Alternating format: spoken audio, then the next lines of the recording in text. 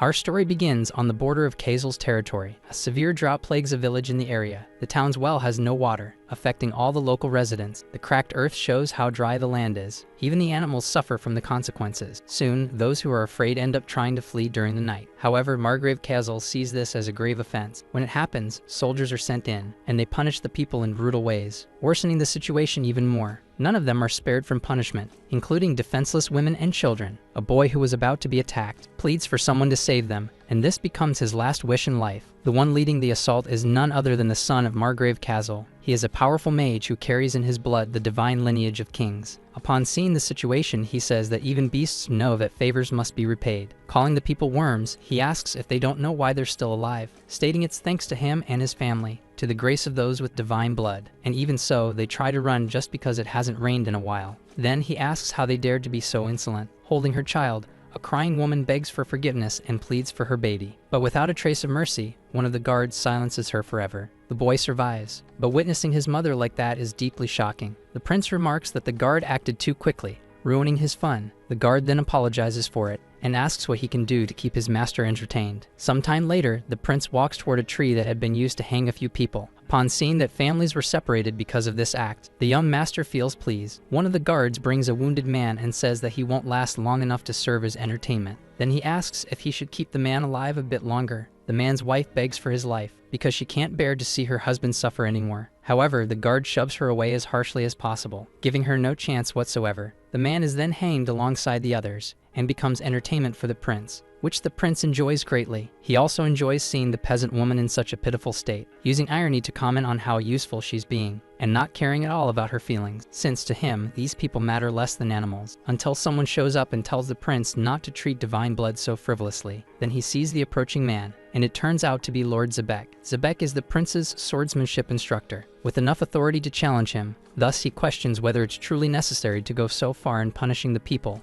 saying a noble who inherited divine royal blood should at least maintain his dignity. The arrogant noble replies that his dignity will remain intact as long as news of what happens here doesn't spread elsewhere. He claims these fools dared to stain his honor just because it hasn't rained in a while. That's why they're in this state. Then he asks if Zebek will spread word of what happened here, wanting to know if a holy knight recognized by the king's church will dare to stain the honor of someone who carries so-called noble blood. Zebek simply responds that the truth can't be hidden forever. The noble doesn't quite grasp the weight of that statement until one of his guards offers to handle it, but the noble says there's no need. He only wants a whip, so he grabs the tool and uses it for his own personal amusement, without even waiting for Zebek to leave, because he wanted him to witness it. The prince grows tired after a while, but is pleased to see his target is still standing, claiming that surely this is a sign of loyalty. With that, he leaves the place and says that his instructor should smile more, because life was meant to be enjoyed. Zebek is left alone before a most unpleasant scene. Some time passes, and the sun is about to set. Unfortunately, not everyone lived to see it. Among those hanging, there are also some who have fallen. Until the man from earlier tries to speak with his wife, Sophia, he tells her that she must run, but she has no intention of doing so, and continues holding on to Ifan, so he doesn't perish. Sophia looks at an emblem, and wonders if the Emperor's heralds will truly appear to help. With that, she is about to lose both hope and strength. Night arrives, and with it, the cold as well, until someone appears to give Sophia some water. She wakes up, having fainted from exhaustion, and asks who is helping her. Zebek tells her to save her strength. He also says he'll give her a bit of food. For Sophia, there's nothing she can do but accept. She then sleeps beneath the knight's cloak, and he keeps her safe while she rests. But upon seeing something approaching, Zebek wakes the woman from her sleep. He says he came there without anyone knowing, but now he must leave, because if caught, his master might punish him. He also says that, as for her husband, there's no more need to hold on to him. She then realizes that Ifan didn't make it, and is in shock upon seeing it. However, she still doesn't want to accept his passing. And to Zebek's surprise, Sophia once again holds her husband's legs. She asks the name of the one who helped her, saying she'll plead with the Herald clan to spare him when they arrive. Zebek asks if she really has any association with that clan. He says those people are enemies of holiness, soulless heretics, and asks if the woman hired them. The knight says he doesn't even know if they truly exist, but even if they do appear, Kozel has 20 well-armed soldiers under his command, not to mention Zebek himself. Besides, the young master is a man of blue blood. He also says the woman should know how incredible divine blood is, the blood of Yegas. But Sophia says that even being a mage, the Herald clan can still defeat Kozel. She also says the reason they are called enemies of holiness is because they earned that name after defeating kings who bore divine blood. The knight says she's not in her right mind, and no one would come out of something like this without being traumatized. Xebec formally introduces himself as a holy knight of the Church of the King. He says he's not revealing his name to be spared or anything like that, because if they truly came, he states he would fight with everything he has. He also says he'll return at night, and after that, he leaves. In turn, Safiya thinks she just has to hold on for 2 more days, because that's the time limit for the clan to arrive. In a flashback, Safiya remembers a moment with her husband. He gave her a gift, specifically the emblem. Safiya asks what it is. Ifen then mentions the heart of the Herald clan and asks if she's ever heard of it. At the time, she had no idea. Her husband says it's a story he heard from his father when he was a boy, about the clan that was an enemy of holiness and also lacked a soul. Ifan says this gold coin is the Emperor's gold. It can summon those who have no soul, but he warns his wife to be careful with that coin, because the king's men may kill anyone who possesses it. Still, in the end, he kisses her, something that made Safiya feel embarrassed. She then asks why he gave her such a dangerous gift. Ifan says he's only giving her this gift in case something terrible happens to them, claiming that, according to legends, if one draws a triangle on the ground and places a gold coin in the center, a herald will come and help, even though he hoped he would never have to do that. Back in the present, Safiya keeps holding on, because she believes she must hold out for the 2 days. However, her willpower is greater than her physical strength, and she ends up suffering from heat stroke. Therefore, she collapses unconscious on the ground, and this time, there's no one to support her. Far from there, at a soldier outpost, some enjoy the abundant water. Among them is Xebec, who notices that today is hotter than usual, until he is approached by Kozel, saying once again that Xebec should smile more. In response, Xebec says that if all the citizens perish, there will be no one left to collect taxes from. But Kozel says the dissatisfied wanderers are on the move, while the number of thefts increases. In the Margrave's territory, there is fertile soil, so people can be evacuated from there. He asks why children who grow corn in fertile soil must suffer because of people without virtue. He's referring to those who ruined agriculture and governance. Agriculture depends on individual skill, on the soil, on the weather, on the sky, and on the king's light. So he asks if that's not what the king and the church teach. Xebec doesn't like the provocation. However, Kozel says the reason they are facing a drought is because they remain faithful to the king's church, since that's what the doctrine teaches. He states this is a broad interpretation. Moreover, one person enriched the soil and another caused the drought. Therefore, the sinners must be punished, and those who helped enrich the land must be given territory. Kozel believes he's doing this to save the people, so anyone who goes against his orders and tries to save these people should do their best to stop him. After that, Kozel continues his journey, and Xebec is not pleased at all, as he was faced with the current state of the city and of the people living in it. This left him quite angry, but he must fulfill the promise he made to Safiya. So he heads over to see how she's doing. Upon reaching the tree, he sees the woman collapse, and realizes that in the end, she couldn't endure it. He also believes that even if the heralds arrive, it will be useless now. Observing the entire scene, Xebec senses a strange presence. Soon realizing someone has gotten too close, a mysterious warrior warns Xebec not to turn around, or he will cut him down. With that, Xebec thinks that for a swordsman to appear out of nowhere without announcing his presence makes him practically a ghost. So he asks if he's a herald. The warrior replies that he is,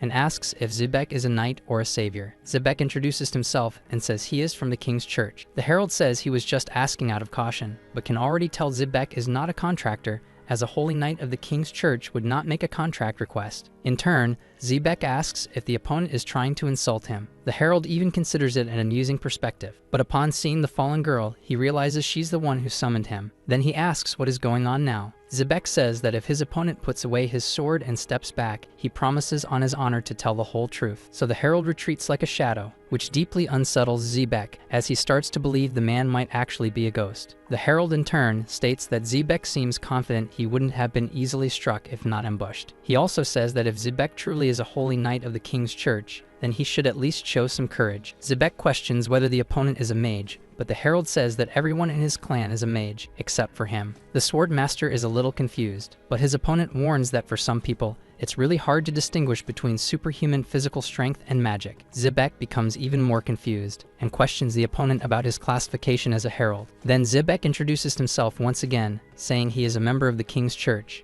With that, the opponent introduces himself as Azadin, one of the 108 spirits, and also a herald of the emperor. Xebec thinks that the 108 spirits are the lowest rank in the herald clan, but the movement Azadin just displayed proves he is far from ordinary. Regardless, Azadin says that as promised, Xebec must now tell him what happened here. After some time talking, Azadin understands what occurred. In any case, the contract was sealed. Then, an owl flies over the area and lands on Azadin's shoulder. The owl says he responded to the request, but the summoner is dead, so Azadin just earned a few gold coins for free. Upon hearing an owl speak, Xebec is quite surprised. The owl, in turn, says they need to move on with the next mission, so they must leave immediately. But before departing, Xebec asks a question. He wants to know if, due to the death of the summoner, the herald will simply leave things as they are and walk away. Azadin asks if he really wants the request to be fulfilled, as his master would suffer. Xebec says that won't happen, because he defeated the opponent beforehand. Azadin says that to imagine being struck down by a sword that remains silent in the face of injustice is truly a sad thought. Even Xebec should know that. The swordsman doesn't like hearing such provocation, but Azadin doesn't stop there and asks if Xebec is angry at himself, since he turned his back on injustice all this time. Xebec retorts, saying the opponent knows nothing about him. Then the herald asks if he knows the constellations in the night sky, their names, and the myths tied to them. In turn, Xebec asks why he's bringing that up now.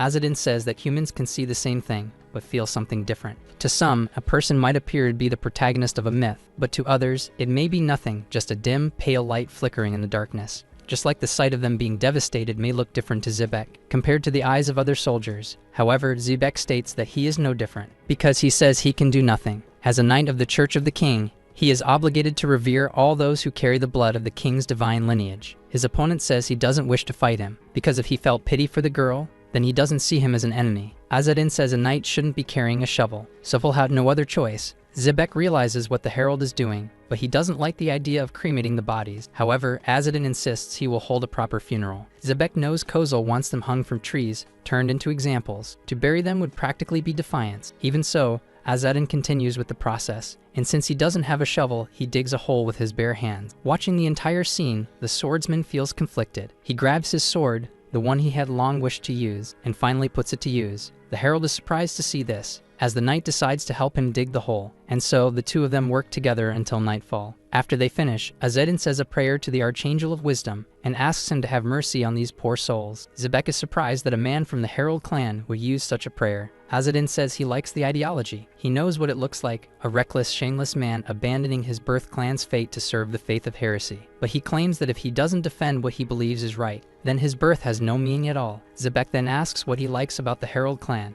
Without answering directly, Azadin reaches for his equipment and pulls out a flexible bow. After that, he says someone whom the knight reveres is approaching. At this, Xebec is startled. Soon he sees a fleet of armed soldiers arriving. Leading them is Kozel on his horse. He says Xebec really liked that girl from the countryside and admits she was very good for a peasant from the backlands. Realizing he's been discovered and that there are around 20 heavily armed soldiers, Xebec thinks that no matter how skilled he is, he doesn't stand a chance. Meanwhile, Kozel sees that his instructor is a company and asks who that man at his side is. Without wasting time, Azadin fires an arrow, but he aims at one of the soldiers and hits him squarely. The wounded soldier screams in pain, frightening his fellow squadmate. Xebec wonders why the herald chose to shoot a soldier at the back of the formation instead of the front. Azadin doesn't care for talk and fires another of his arrows. Upon seeing this, the soldiers prepare themselves and form up their shield wall. But one of the soldiers at the front is shocked when his shield is struck because the arrow broke his defense. Not only that, it pierced through the shield. Once hit, he falls, as the wound he received was quite severe. With that, all the soldiers were frightened, even Xebec, who had never seen anything like it before. Azadin recalls that he was questioned earlier about his choices. He then reveals that he joined the clan because he liked the idea that a person's worth is not determined by their birth, but by their beliefs and actions. Just as someone born with the blood of the divine king,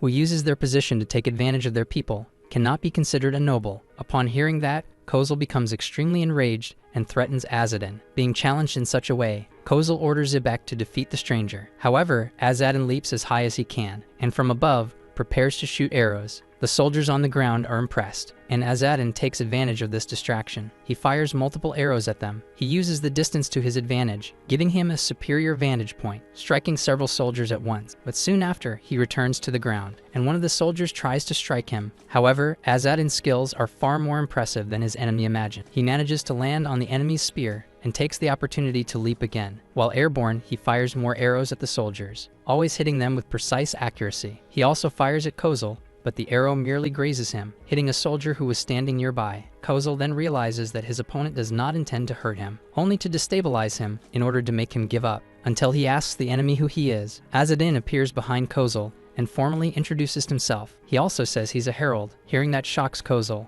not just him, but his soldiers as well. That alone is enough to make them afraid. Azadin, now out of arrows, states that he doesn't need them to defeat Kozel. He immediately switches to close quarters combat. After that, he disassembles his bow and straps it to his waist just like it was before. With that, he positions himself beneath the noble's horse. The soldiers who are still standing try to go on the offensive, but when they attack, they can't land a single blow. Azadin, in turn, takes the opportunity to counterattack. He states that he already reduced the number of soldiers with his arrows, so now it's easier to finish off the rest. Then he remembers something. He picks up a sword from the ground and strikes down its former owner, something the soldiers don't take well, and they call him a lunatic for doing it. From afar, Azadin's owl watches everything. His battle against the soldiers ends quickly, and Azadin didn't even get injured. He approaches the insolent noble and says his time has come, because someone who used people for his own pleasure for so long cannot go unpunished just like that. However, Kozel uses his powers to try and defend himself. He doesn't even care about his soldiers, as they are struck and even blinded by the bright light. But his desperation only drives him to escape at all costs. He uses his magic, saying that only a noble like him has the right to possess such power. But he didn't expect that his opponent would be unaffected by such magic. Azadin takes the opportunity to strike the noble, which makes Kozel realize that his powers won't save him. He then feels the pain of being hit, and screams as if it's something he has never felt before. Then he asks why his opponent doesn't just finish it already. Azadin says the noble must have mental issues for not understanding what's happening. Kozel, in turn, tries to negotiate and offers everything he has in exchange for his life. But Azadin says he's a herald,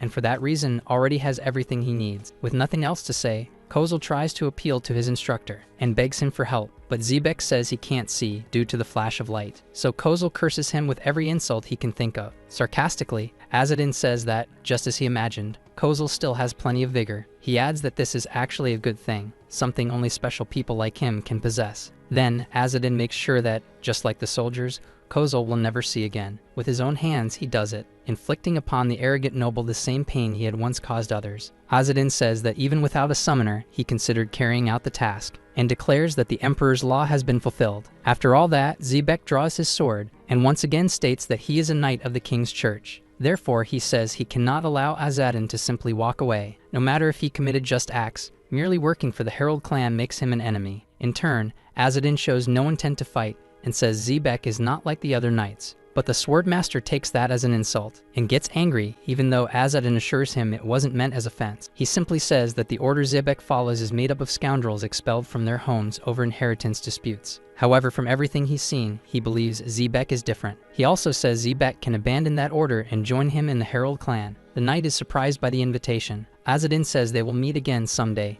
and after that, departs. He vanishes like a shadow, leaving Xebec even more stunned. The Swordmaster reflects that no one has managed to defeat Azadin. Instead, they were all left with permanent losses. Azadin called them scoundrels expelled from their homes over inheritance disputes, and even though it made him angry, Xebec admits the opponent wasn't wrong in that statement, but he also thinks that it applies to him as well. Now he feels a weight lifting from his chest. At another time, in the royal hall, some people go to the king to plead for lower taxes this year. They claim that more and more people are leaving their villages and becoming nomads, as that is better than living under so much oppression. However, while wandering out there, they have to face monsters and even thieves, which is why they want fewer taxes so they won't suffer the same fate. Upon hearing this, King Margrave Kizel finds it shameful. He says that at this rate, these people in front of him will start asking for rations too. Embarrassed by the king's remark, the man begs on behalf of the others for change. His Highness says that nothing will change the humble blood flowing within that man, so if he desires relief, then so be it. After that, the man even becomes hopeful and asks if the king is serious. His king affirms that he is. However, he says there is a condition. If they cannot fulfill the king's request, all of them will be imprisoned and punished. The people there were not expecting that, as this was a major twist, but the king tells them not to worry, because what they are asking for amounts to just a single page, claiming that such is the nature of this grimoire. Their leader says he's ignorant when it comes to magic and doesn't know the details of what he just heard. However, the king says it is something very simple, that even fools can understand, and declares that whatever the man merely wishes for, it will respond to his call and reveal itself. So if he manages to get a grimoire like that for his king, his entire village will be exempt from taxes for 3 years and receive 50 bushels of wheat, barley, and oats. The man then says they at least need to know the name of the grimoire so they can search for it. His Highness then says he is referring to a copy of the Divine King's book, something so grand that it leaves the man in shock. After everyone leaves, the king rests on his throne. Soon after, a serpent approaches and stands before him. The king looks coldly at it. Then the serpent transforms into a woman and says she heard the king mention the name of the divine king's book, warning that it was careless of him. In turn, the king says that the witches are already searching for the grimoire everywhere. Rumors will spread across the continent anyway. It would be wiser to at least find a page before that happens. Then the witch says that the king's son was a victim of violence. The king says that Kozel's forces wouldn't fall so easily, as Knight Zebek is with his son. However, the witch reveals that the opponent is from the Herald clan. Such a revelation catches the king by surprise, but he thinks the Herald clan must also be after the Divine King's book. If they wish to free themselves from the curse of duty, they'll surely need the Divine King's book, so he asks if his son has died. The witch says no, but reveals that Kozel was severely wounded in the eyes and reproductive organs, so the king orders soldiers to be sent to defeat the entire Herald clan. In turn, the witch says she'll contact the commander of the army, but the king wants someone else to do it. Since his son is now incapable of procreation, he will have to make another heir. Thus, he needs the witch's help for that. Far from there, under the scorching desert heat, Azadin realizes he has run out of water, and says this is bad, as he still has a long road ahead. He wonders why he had to accept the mission and claim he could complete it in just 2 days, until his owl scolds him and asks if he dares speak so impertinently about the emperor. Azadin says that since the emperor died without any plan for his heralds, they are now despised by people all over the world. Besides, he gave up carrying luggage and ran straight to the mission, which is why he's thirsty, and all he has is food so dry that it's ineatable. The owl apologizes for what it said. Then both see something approaching. In turn, Azadin thinks they might be ghosts, and in front of him, something begins to manifest, until he realizes it's the souls of the people who perished in the trees. Among the souls are even Ifan and Safiya. Upon seeing all those souls, Azadin asks what they want from him. One of them replies that this land has neither the light of the king's virtue nor the blessing of the archangels, so it is not good to remain here for long. Azadin says he has repaid their grief and asks them to move on to the afterlife. Safiya points to a well nearby. With that, Azadin understands that they only wanted to help him. Dying of thirst, he goes to the well and begins to pull up the bucket. From the weight, he assumes the well is full of water. But as soon as he sees what's inside the bucket, he realizes it's just sand, and in the middle of it, a mysterious piece of paper. The clan of heralds was originally a race known as the Aragasa. They crossed a massive typhoon from another continent and landed on the continent of Wybris. The 8 divine kings of the Yagas family ruled the continent of Wybris and originally had 8 thrones. However, during that era, one person monopolized all 8 thrones, and the other 7 kings, the Jolie brothers, were all subjugated, all by the emperor of the Yeslat family. The emperor, Yeslat, wanted to eliminate all remaining descendants of the deceased sacred kings. Meanwhile, the foreign Aragasa needed land to settle in, so the emperor gave them the grimoire called the Song of the Yellow Bird, along with a spirit known as the Emperor's Voice. In return, the foreigners signed a contract with the emperor and became his herald. With that, the hands of the Aragasa were mercilessly stained with the blood of God. They became the ultimate authority and personally eliminated the corrupt nobles who violated the emperor's law and prospered. It was the most horrible sin the citizens of Wybris could imagine, as they believed in the afterlife and the cycle of eternal life. Because of this, the emperor died and the empire was split into 8 separate kingdoms once more. Aragasa were despised by the people of Wybris, and the heralds fell from grace, being called soulless herald. But they faced an unexpected problem. The contract with the emperor was still in effect. Even after the emperor's death, the heralds were still bound to serve as the emperor's heralds forever. Back to the present moment, Azadin picks up the paper and wonders if it might be a page from the Book of the Divine King, the source of the empire's power. He thanks the souls for their help and wishes them peace, and questions whether collecting these pages will really free him from the curse of duty. But he himself feels it's rude to call it a curse, concluding instead that it's an honorable duty under the contract. However, his owl says he doesn't seem happy, and asks if this isn't what all heralds wish for. The owl tells him to fulfill his service duties and collect gold coins, and to acquire the Book of the Divine King, for that is how he can escape the curse of duty. Azadin says that is the goal of the heralds, but he's concerned that this is beginning to spread throughout the world. He also says the reason the Book of the Divine King was torn in the first place was because of his father. But now he can only think about water and how thirsty he is. As he walks through the desert, Azadin doesn't realize he's being followed and watched from afar. A girl looks at him and says she's found the one she was looking for, calling him the son of the worst traitor in the clan, claiming that he's talentless, powerless, and stupid, and asks if he really can't use magic, like the rumors say. Her companion replies that he doesn't know if Azadin is cursed, but he's certain he can't use magic. The girl mentions a rumor that Azadin wet the bed until he was 8, and that he doesn't even know how to tie a bowstring. She immediately doubts that he can fulfill a herald's duty. The boy calls her Lady Midiam, and suggests they go back, claiming there's no need to work for the lowest ranking herald when she's related to the summoner. But going against that, she says she wants to test her skills, then fires an arrow, declaring that if she wins, she'll take Azadin's position and that there's no way she could lose to him. Her companion warns that Azadin is a student of the strict elder Kazas and believes there's always a but in every situation. But to Midiam, no matter how incredible Kazas is, an idiot is still an idiot, even if they train for 10 or even 100 years. She can't accept that the son of a traitor who can't even use magic is a herald, believing that Azadin is just taking up space,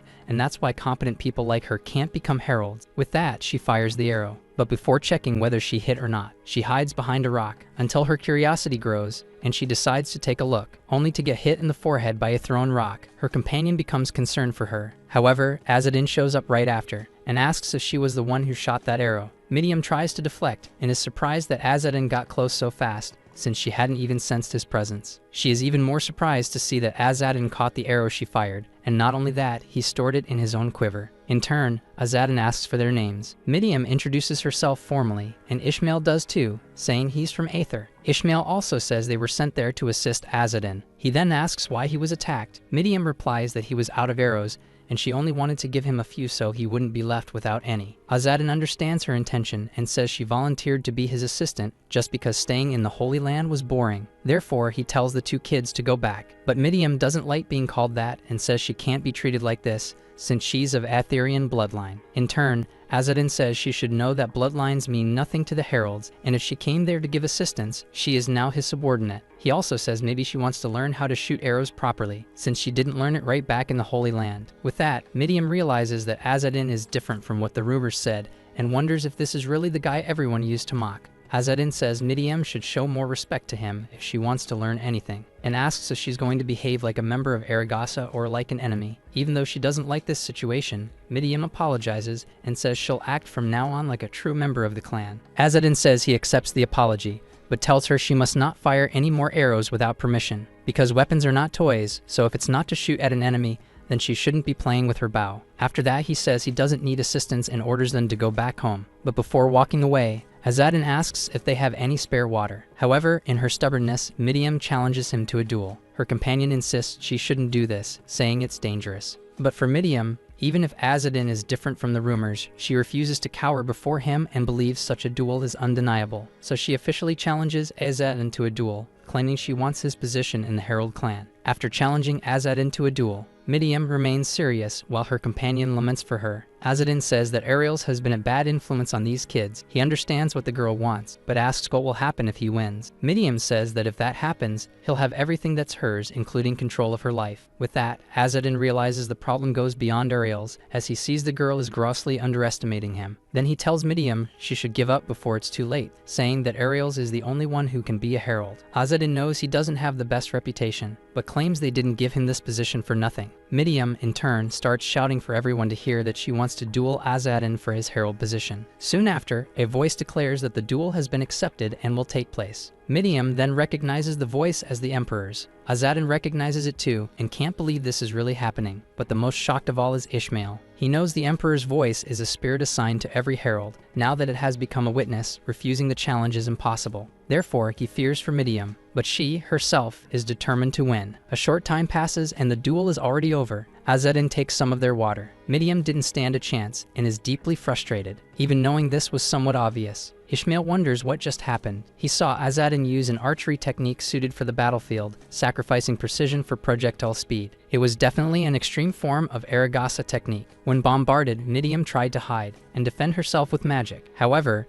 Azadin's combat technique was so precise that for a novice like her, defending against it was practically impossible. Azadin only didn't finish her off because he didn't want to. Ishmael thought Azadin didn't know how to use magic, but he used the beauty of nature, the yellow crane, something Ishmael can't believe he witnessed. During the fight, Midiam was completely lost. Her lack of combat experience against a fighter of this level was obvious. Even so, her bravery didn't let her back down. She advanced toward a rock, thinking that Azadin was hiding there. As she approached, she realized her guess was correct, so she thought that was her advantage, and tried to attack in close combat. However, upon striking Azadin, she realized it was just a clone. Midiam was in disbelief for having fallen into that trap, but before she could do anything, Azadin appeared behind her. Her companion warned her, so she tried to use her magic to defend herself. But Azadin's speed was greater. He got close to the girl and broke through her defense, saying that this was her end. Midian panicked upon being caught. Right after, she was hit so hard that she was thrown against a nearby rock. Seeing that, Ishmael grew worried about his companion and couldn't believe that an experienced warrior had struck a little girl with such force. So he thought it was extremely unfair and felt compelled to go after Azadin. But right then, the voice that had previously authorized the duel now announced its end. The voice also said that Midian of Aether challenged Azadin's position as herald and lost, so her fate now rested in the hands of Herald Azadin and Ishmael. And due to Ishmael's interference in the duel, he too would become the property of the herald, along with Midian. Hearing this left the girl deeply frustrated,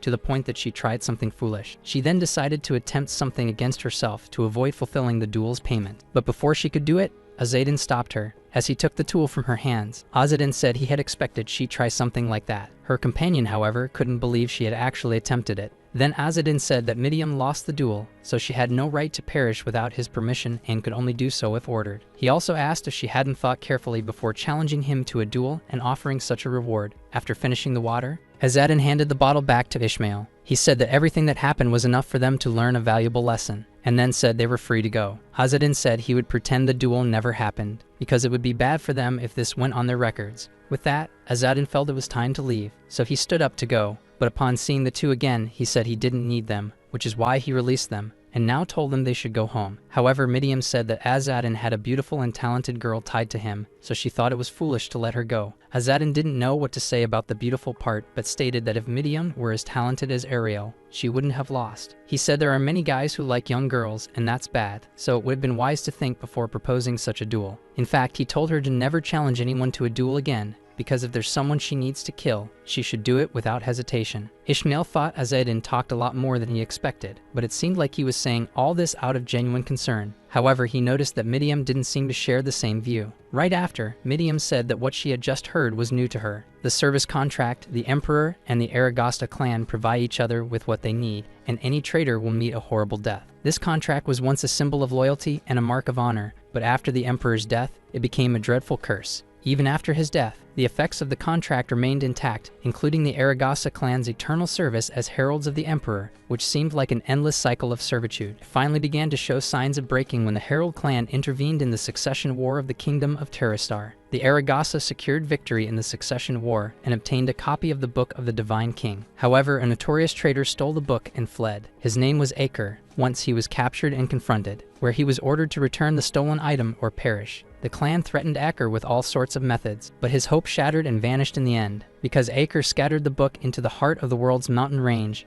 and thus, Aker became the first person to die from the contract's curse. Because of the curse, he gave birth to twins in a male body, Azadin and Ariel, the twin brothers. Ironically, between the two, Ariel became the strongest herald in the clan's history, while Azadin was considered a fool. However, Azadin doesn't know who's been spreading those rumors. He says he has no intention of accepting them, so he tells them not to follow him. But Midian says she's not following him. She actually has something to deliver to him. She says it's a letter from the regional chief of Salasma. Upon reading it, Azadin sees that instances of the Book of the Divine King have been appearing recently, so the order is for him to recover them, as it will reflect on his performance review. Judging by what's written, he concludes that the other heralds must be aware of the copy. He then says the letter mentions that copies of the Divine King's book have been appearing recently, and asks if the kids are aware of that too. Midian says yes and starts to speak, but Ishmael steps on her foot to stop his partner from revealing what she knows. She complains, but Azadin interrupts and says that they know about the subject. He also says that for now, he'll have to go to Salasma to meet the regional chief, and thanks both of them for giving him the letter. Midian says that since they're going to the same destination, she'll go with him,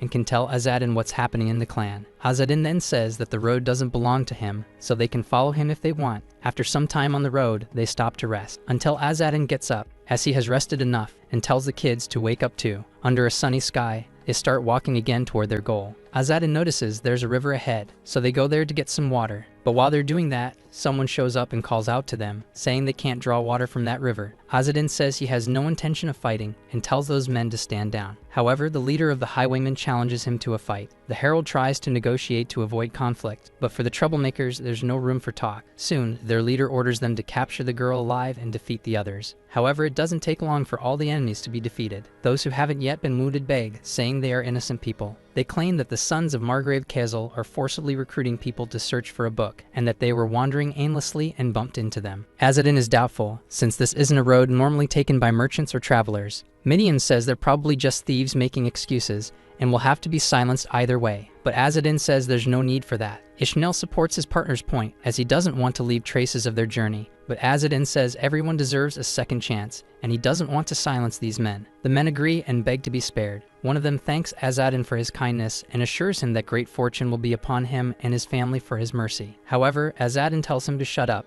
Ishmael thinks that he'd seen people who refused to kill before, but he never expected to see someone from the Herald clan do that. For his part, Azadin didn't kill him, but he punched the obnoxious man. He tells the others not to move, or the same will happen to them. The cowards promise to behave, but still beg to be spared. Azadin says he will spare them, but only after inflicting permanent damage, so they won't harm others, even if they don't feel remorse immediately. Seeing this, Midian says that should be enough to solve the problem. And so, the screams of the men become the soundtrack of a place that was once silent. Sometime later, they try to return home, and the leader even says that if he meets Azadin again, he'll get his revenge. But a giant hand grabs his head. A massive ogre surprises them in the middle of the forest. The other men try to escape, but the ogre gives them no chance. Since he's not alone, the ogre takes the opportunity to collect them for dinner later. The ogre spares none of them, and those he doesn't keep for himself. He gives his food to his goblin companions, until eventually he sees a human village. At that, he starts to drool, because to him, that means an abundance of meat. Back at the Herald's group, Midian says that at first, she thought Azadin was just holding back, so she was surprised, but thinks it's not a bad tactic, since they need to retrieve all weapons. Azadin says it's hard to understand others without having gone through the same situation. Losing an eye has greater consequences than one might think. The people they would have victimized in their attacks are now the ones they fear. He's sure this is a good opportunity for the men from earlier to regret their past actions. Ishmael reflects on that opportunity for repentance, since Azadin spared them and even gave them a chance to purify their souls. For his part,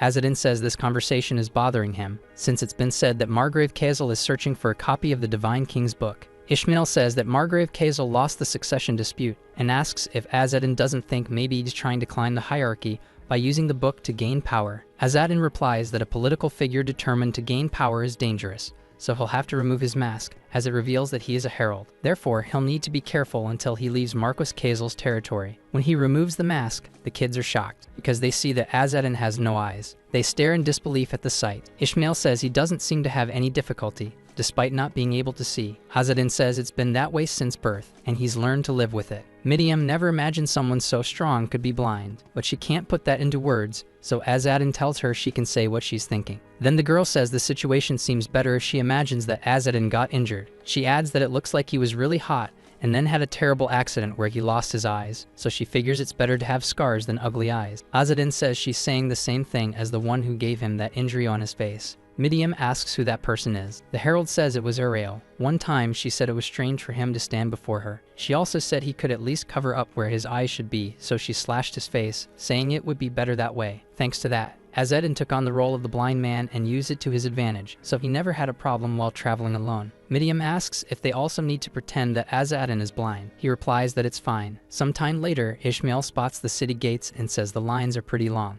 Azadin says it's been a while since he was at the entrance of East Village. Midian says it's also the village where the Imperial Road begins and asks if it's not a great starting point for their journey. Azadin tells her to be quiet because he's just a solo pilgrim, and they're just some kids who happen to join him. He also tells him to put on puppy dog eyes. Then, a guard asks a man if he looked like that the last time he was in town. They use the opportunity to search people's luggage. Midian notices that they also end up stealing valuable items, but Ishmael says it's not as bad as the last time they were there. However, Azadin realizes the guards are actually looking for something specific. Soon after, a man approaches Azadin, saying he's blind, and has these two orphans traveling with him. He also asks why there's so much movement. The man says there are rumors about some divine book, and apparently the Herald clan is after it, so the guards want to find it first. But while Kessel's men are searching for this item, they're also taking the opportunity to steal people's belongings. Azadin realizes there are more losers like that out there, and thinks this is going to be a bit annoying to deal with. Soon after, a man has his money taken and begs the guard not to do it,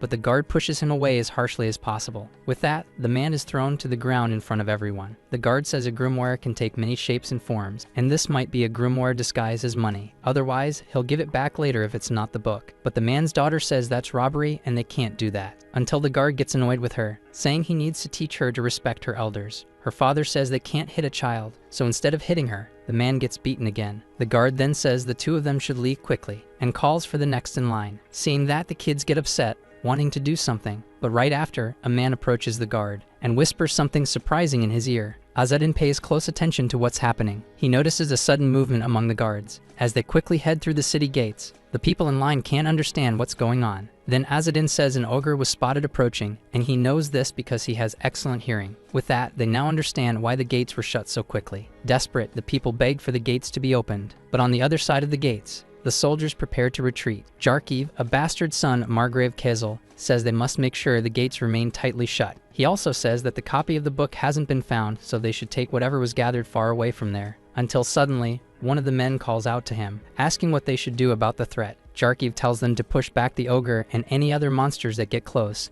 since they've been trained well enough to handle things like that. Soon after, the man asks what they should do about the people who didn't make it inside. Jarkiv says that as a knight, the man in front of him should handle that. Then he says he's leaving and will leave everything in his hands. After seeing Jarkiv leave the area, the knight notices something strange. He realizes the ground is shaking. On the other side, the people are already in trouble. A civilian has hidden the best way he could, but when he looks outside, he's horrified by what he sees, as monsters are spreading chaos, and the people who couldn't escape have become their victims. In the watchtower, a soldier observes everything, and is also shocked by the chaos. However, Azadin and the kids aren't afraid, and are ready to act if needed. Trying to escape all the confusion, a caravan flees the city, until a woman among them looks back and says the road will get bumpier as they go further. She then hands a lantern to the boy, telling him to guide his younger sister and blind uncle. Ishmael thanks her and says he'll do that. With that, Azadin realizes the people acted according to what he wanted, and his disguise as a blind man is working. Once, the knights and mercenaries had left. However, they needed to protect the village and asked those who could fight to stay behind and defend alongside them. That way, they believed that defending the village would allow the elderly and the wounded to escape a bit faster. A father then promised his daughter that he would fight to protect her, but the girl herself reminded him that he could barely cut an apple. Azadin thinks about that, but doesn't voice his discomfort. Unlike him, Midian shows she is extremely dissatisfied, calling the guard's reaction to the monster attack pathetic. However, Azadin remembers that they may be the people of Wybris,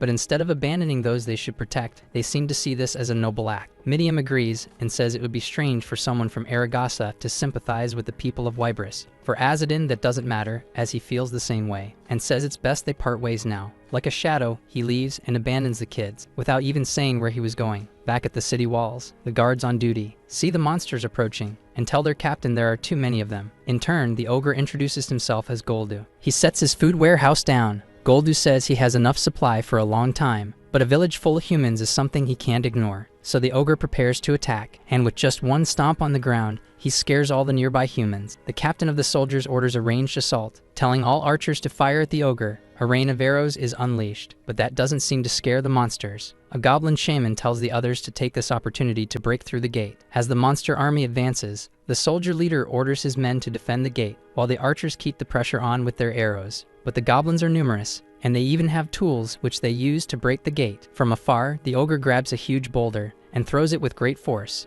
leaving the gate on the verge of collapsing completely. Desperation begins to spread among the humans, since not all of them are trained soldiers. After all, civilians had joined the wall guards. The goblin shaman accompanying the ogre prepares one of his magical contraptions. Upon activating the item near the city, he says the staff responded to the divine book. But before he could do anything else, Azadin attacks him. The herald appears out of nowhere and immediately charges into battle. Meanwhile, the ogre keeps hurling stones, to the despair of the humans, but Azadin moves them out of the way, preventing them from being hit by the boulder. After that, he says he'll help defend the gate. The captain asks who he is. Then Azadin introduces himself as a herald of the emperor. Everyone present is shocked to hear that, but they don't have much time to talk. Azadin knows this, so he returns to the battle, and manages to hit the ogre in the eyes. Now blind, the ogre starts attacking monsters from his own army. Azadin takes this opportunity to get closer, and use the ogre to his advantage. Now that he's in a favorable position, he manages to hit the goblins from above. Seeing this, the leader of the soldiers asks if Azadin is really a cruel assassin like the legends say. Back to Azadin, he spots the ogre's fallen stockpile. Then he notices that the men inside are the same ones who attacked him near the stream. Amid the piles of bodies, one of them is still alive, but he soon comes face to face with the goblin shaman, who who remains alive and pleased for finally having found something about the divine book. To him, such an item is priceless. So the shaman summons a monster, claiming that with the book, he will become the king of fangs. However, his creation grows larger than he expected and turns against its own master. Upon seeing this, Azadin is surprised. He then says it's going to be a headache to deal with that. The monster, meanwhile, doesn't stop growing, becoming more and more of a problem. Acting like a worm, the creature multiplies on its own and charges toward the ogre, who, once a hunter, now becomes prey. The creature finishes off the ogre as if he were nothing, inflicting a kind of pain the giant had never felt before. But his end comes quickly, and very close to the action, Azadin witnesses everything. He realizes that the worm is growing larger as it feeds. Not just him, but the humans on the wall notice it too. Azadin knows that this is Godkin, the king of fangs. From within the worm, something emerges. The shaman who had been devoured resurfaces, and now he not only controls the worm, but also gets close enough to Azadin to strike him with a beam of magical light. Believing Azadin is under his control, the shaman commands him to bring the book of the divine king, saying that if he does, he'll be granted a quick death. However, Azadin reveals he is not under control and fires an arrow, leaving the shaman utterly surprised. Azadin himself doesn't understand what happened and wonders what that light was. Since magic didn't work, the shaman tries physical attacks. While dodging, Azadin wonders why a goblin shaman is after the book of the divine king. But first he needs to defeat the enemy to get answers. The worm is so large that it ends up hindering its supposed allies. Still, it keeps advancing under its master's command, completely ignoring the other goblins on the battlefield. As he runs, Azadin spots a sword stuck in the ground, so he runs toward it to grab the weapon and use it against the monster. That way he attempts an attack. He uses his speed to slash the creature's fangs and weaken it a bit. Azadin says those fangs are stronger than the worm's body. After removing some of them, he says fangs with shallow roots are weak. Upon hearing that, the shaman takes it as provocation and declares he is the king of fangs and will not let it slide. Azadin, in turn, keeps provoking the enemy and keeps cutting off more of the monster's fangs. But his sword begins to corrode from a fluid dripping from the creature, so he realizes the steel of the sword isn't strong enough. Now he's standing before the monster without a weapon to use. He then realizes he's at a disadvantage since he's working without any reward. Still, he keeps fighting, this time using arrows. The shaman is wounded, so the soldier's leader orders his men to fire as well. But some of them don't feel comfortable helping a herald in battle. Then the leader says they don't need to be loyal to the king's church anymore. After all, they were abandoned there to die. And if they don't act now, the end for everyone will be worse than any punishment. Those words are enough to convince a few. One of them fires an arrow, saying he doesn't want to die there. He also says that if he can take down the monsters and survive, he might even consider joining the Emperor's Herald clan. Soon, the others start attacking too. That way, they make arrows rain from the sky, and the unprotected shaman is hit by the attacks. Azadin is pleased to see it, because now he got the time he needed. So he begins collecting some of the fangs he had ripped from the worm, and uses them as weapons, throwing them at the monster. He sees that this is causing the damage he expected, so he continues throwing the fangs. The shaman doesn't like being struck like that. Sarcastically, Azadin says the enemy shouldn't be mad. After all, he's just returning his fangs. However, the shaman yells that as the king of fangs, he will become the most powerful. Azadin gets tired of the nonsense and throws another fang, this time hitting the enemy dead on. He says he's a specialist in defeating creatures. Soon after, he throws his final prey at the target, finishing off the monster for good. The shaman who once proclaimed himself king now lies fallen and defeated. Not just him, but his worm as well. Azadin picks up the magical staff until he hears the humans calling him. The commander tells the soldiers to cease fire, but Azadin knows they might make a mistake and shoot anyway. Regardless, the leader of the soldiers asks what he intends to do after all the monsters have been eradicated. But one of the soldiers says that the herald himself must have brought those monsters to the city, since monsters don't appear out of nowhere, and that only raises more suspicions. Then he says it's all the fault of those sinister pagans. In turn, Azadin doesn't even respond, as he's used to being treated this way. Amid all the accusations made against him, Azadin finds himself unsure of what to do. But in his defense, he also says he doesn't know how the monster appeared. He says that, as everyone should know by now, he simply fulfills his duties according to the Emperor's gold coin. This surprises the soldiers, since they didn't imagine that a coin had been used to summon a herald. Their leader asks who made the request, but among the men, no one knows the answer, and they start talking among themselves to try and find out who was responsible, until one of them asks the herald directly who made the request. Azadin says he's not obligated to answer that and doesn't have authorization to reveal his clients, so the soldiers' leader realizes they're at an impasse. In turn, Azadin asks if they plan to fight him on behalf of the Church of the King, because even though he helped, he's still an invading bastard son of a noble cast aside. One of the men tells the herald not to mock their faith, but Azadin ironically says they truly are religious people. Amidst all this, the man who had once been captured by the ogre stands up in the middle of the confusion and recognizes Azadin, wondering how he's still alive. Azadin tells the man that life gave him a second chance. After that, he leaves the battlefield and walks toward the wall. The commander tells the others not to attack. Azadin moves among them and heads to the arrow stockpile. He says he only needs a few as he's out of his own. Somewhat awkwardly, the soldier's leader thanks the herald for his help. In turn, Azadin says the leader is an idiot because if the wrong person had heard that, he would have been executed for thanking a herald. After leaving the city walls, Azadin ventures into a forest. His owl flies beside him. She says that Azadin lied about being hired through a gold coin. Azadin responds that he had to do that, otherwise they would have lived in fear for getting involved with him. The owl asks if Azadin doesn't resent them, since they treated him poorly even after he defeated the monster for them. Azadin says that humans are weak, regardless they were kind to him when he pretended to be blind, so they truly deserve praise, but he feels tired. It was exhausting enough for him to have run all the way there, but he fought even without the gold coin. Soon after, he sees the kids again. They rejoice at seeing Azadin once more. When they reunite, they ask if Azadin defeated the monster, since it seemed pretty strong. Ishmael says he wasted his energy and didn't even earn a gold coin. Azadin remembers that Midiam said it's a beautiful thing to help and protect people, but he declares that life isn't fun without aesthetics. The girl says Ishmael was never a fun guy anyway. Either way, Azadin says they managed to get free and asks if the Evicus just let them go. Ishmael says they were kind people and even gave them good torches, so he concludes those people didn't know they were from Aragasa. Midiam says they tried to stop them at first, but she claims she convinced everyone, attributing it to her beauty. Azadin says they might have gone easy on her, because they probably thought Midiam was just a child, but the girl disagrees. She says she's already 13 and a queen in the north got married at that age. Changing the subject, Azadin presents the magical staff he took from the enemy and asks if she recognizes the item. Midiam says that it belonged to Kurt Kin, and that she'll have to focus a lot to handle it, since she doesn't have much stamina right now. Then she asks if Azadin is finally recognizing her as his subordinate. In response, he says he's just asking a favor from a fellow Aragasa. The girl then says she wants a favor in return. Azadin agrees and says she can inspect the item the next day. As she sees him leaving, Midiam asks where Azadin is going. He says he's in a hurry and needs her to follow him. The girl doesn't understand the reason for the rush, but nearby, a caravan is approaching. Azadin uses his blind man disguise to blend in. The woman who gave him the lantern recognizes him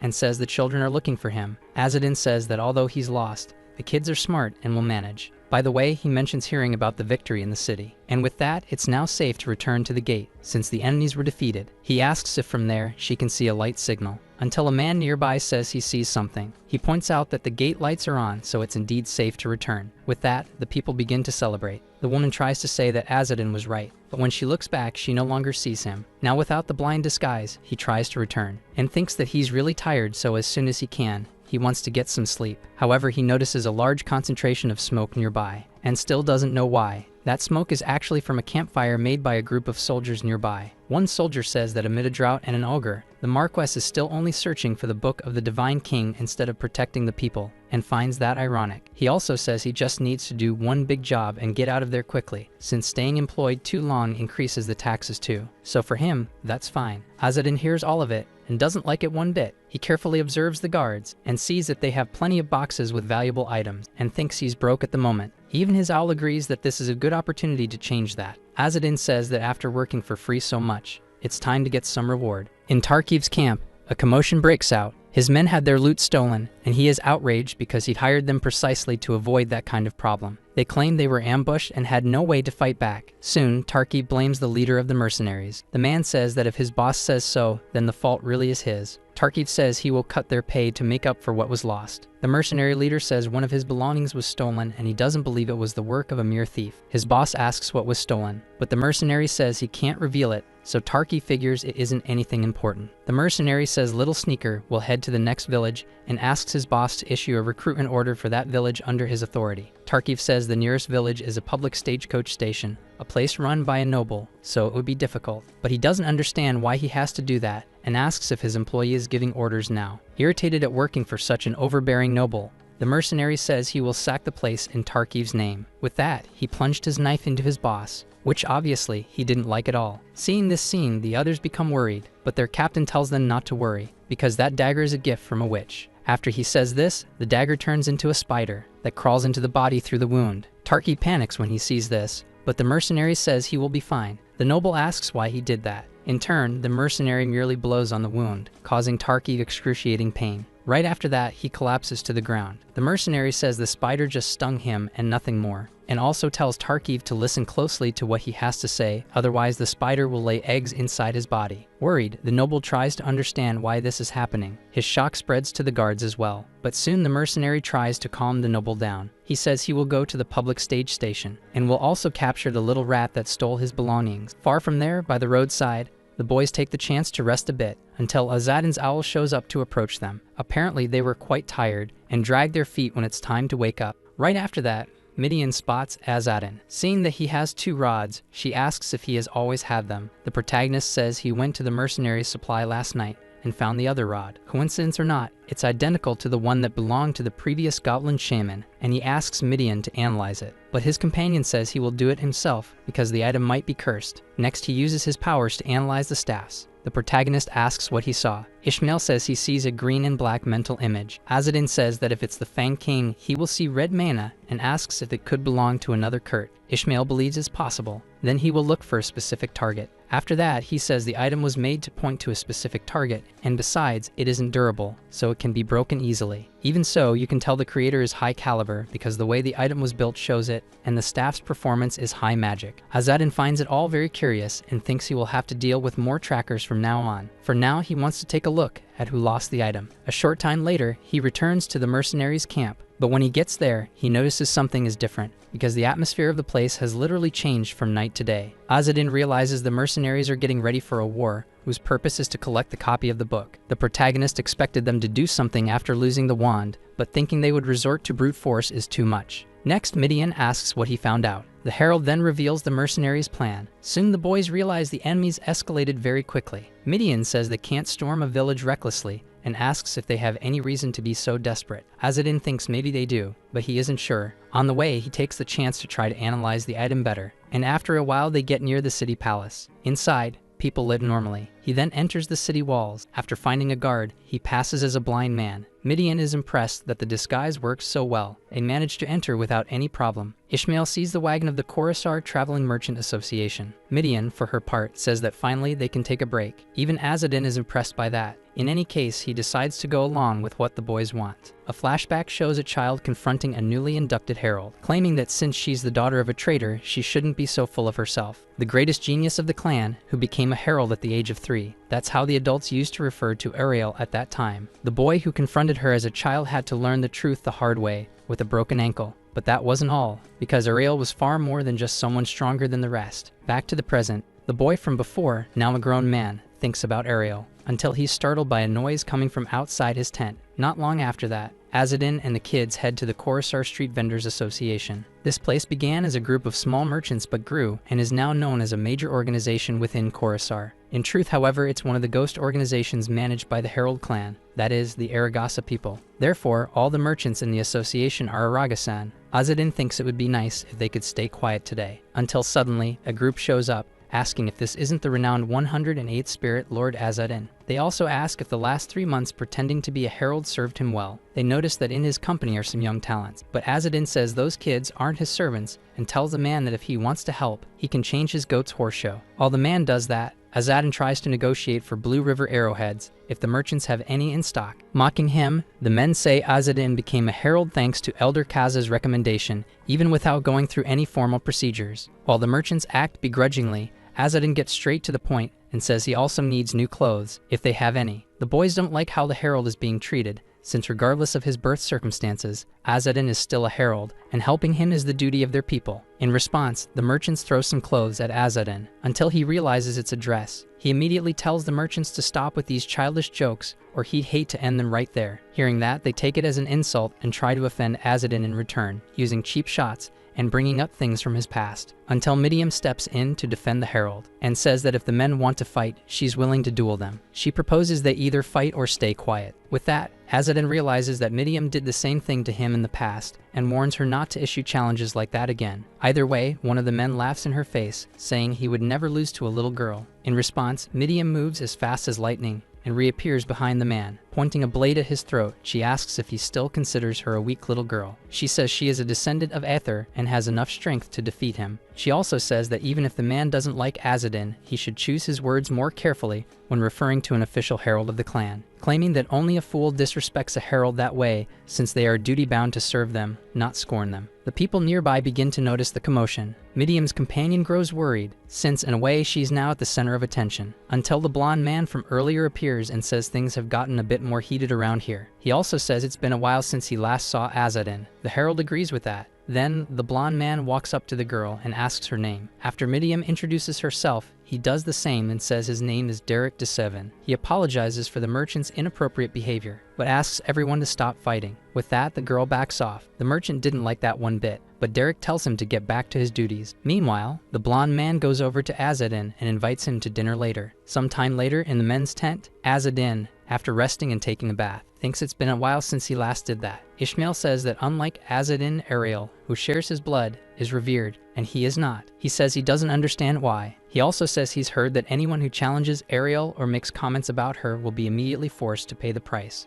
Azadin says Ariel has her own way of doing things. With that, Ishmael says he really is a strange person. He says that's why the guy should hurry and convince Midiam so he can move on. Otherwise, Ishmael will end up strange like him. After that, Azadin heads to Derek's tent, since he was invited for dinner. During the meal, Derek asks if he's heard anything about Ariel, but Azadin replies no and realizes his companion was quite serious about it. Derek doesn't understand how Azadin doesn't know the whereabouts of his own sister. In turn, Azadin says Ariel is skilled enough to handle herself and likely isn't in trouble. To Derek, that's unbelievable, because Azadin showed up and started attacking members of the association. He also wants him to start talking about his results immediately. Azadin says he's doing his job properly, since he's been collecting gold coins, and takes the chance to ask what happened with the attack on the other trade associations. Either way, he says he has something more important than that and asks what Derek knows about this item. Derek says it's the staff of Kurt Godkin Bishops, who was using it to locate the divine book. He says the daughter of Aether delivered the letter to the district leaders and was summoned because of it. He also says Azadin hasn't been filing reports with the district leader, so he's not the only one who doesn't know what's going on. In any case, he claims that bringing that wand is a good contribution,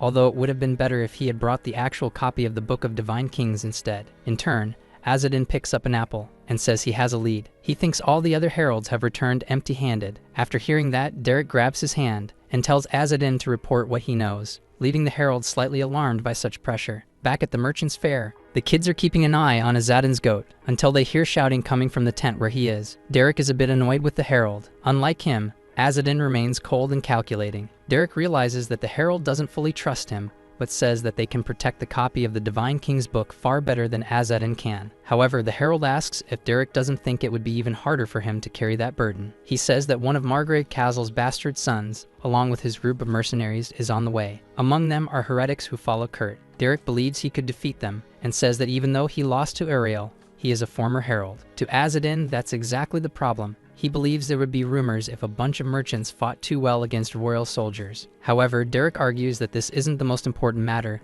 as he believes protecting the copy of the Book of the Divine King is the top priority. He also states that Azadin is much weaker than Ariel, but the herald replies that that was true when they were children. Azadin knows he was no match for his sister back then. Compared to how he was in those days, he's become much stronger, but so has Ariel, as she's now the strongest warrior in the kingdom, with countless followers at her feet. It's been years since they last saw each other, and Azadin can't even imagine how much stronger she is now. In any case, he considers handing over the copy he obtained to the regional manager, as he believes that would be the most sensible thing to do. Before Derek can explode at him, one of his men appears to warn him of an emergency. He says there's a problem at the East Gate. As soon as the sun rises, the guards at the East Gate are caught off guard. They see an armed group approaching. One of the guards notices they're not ordinary people, so he says they're too many to pass through the gates and recommends that they set up camp outside the walls and return the next day. However, the leader of the travelers knows the guard. Praising his work, he gives him some money, saying it's for his services. The guard says Tarkiv is putting him in a difficult position. In turn, Tarkiv says that if any issue arises, the guard can go confess at the king's church later. But before he can say anything else, he's struck. One of Tarkiv's men begins attacking the guards, because he was tired of all the talking. Their leader doesn't seem very pleased about it. Even so, the men act with brutality. Tarkiv scolds them,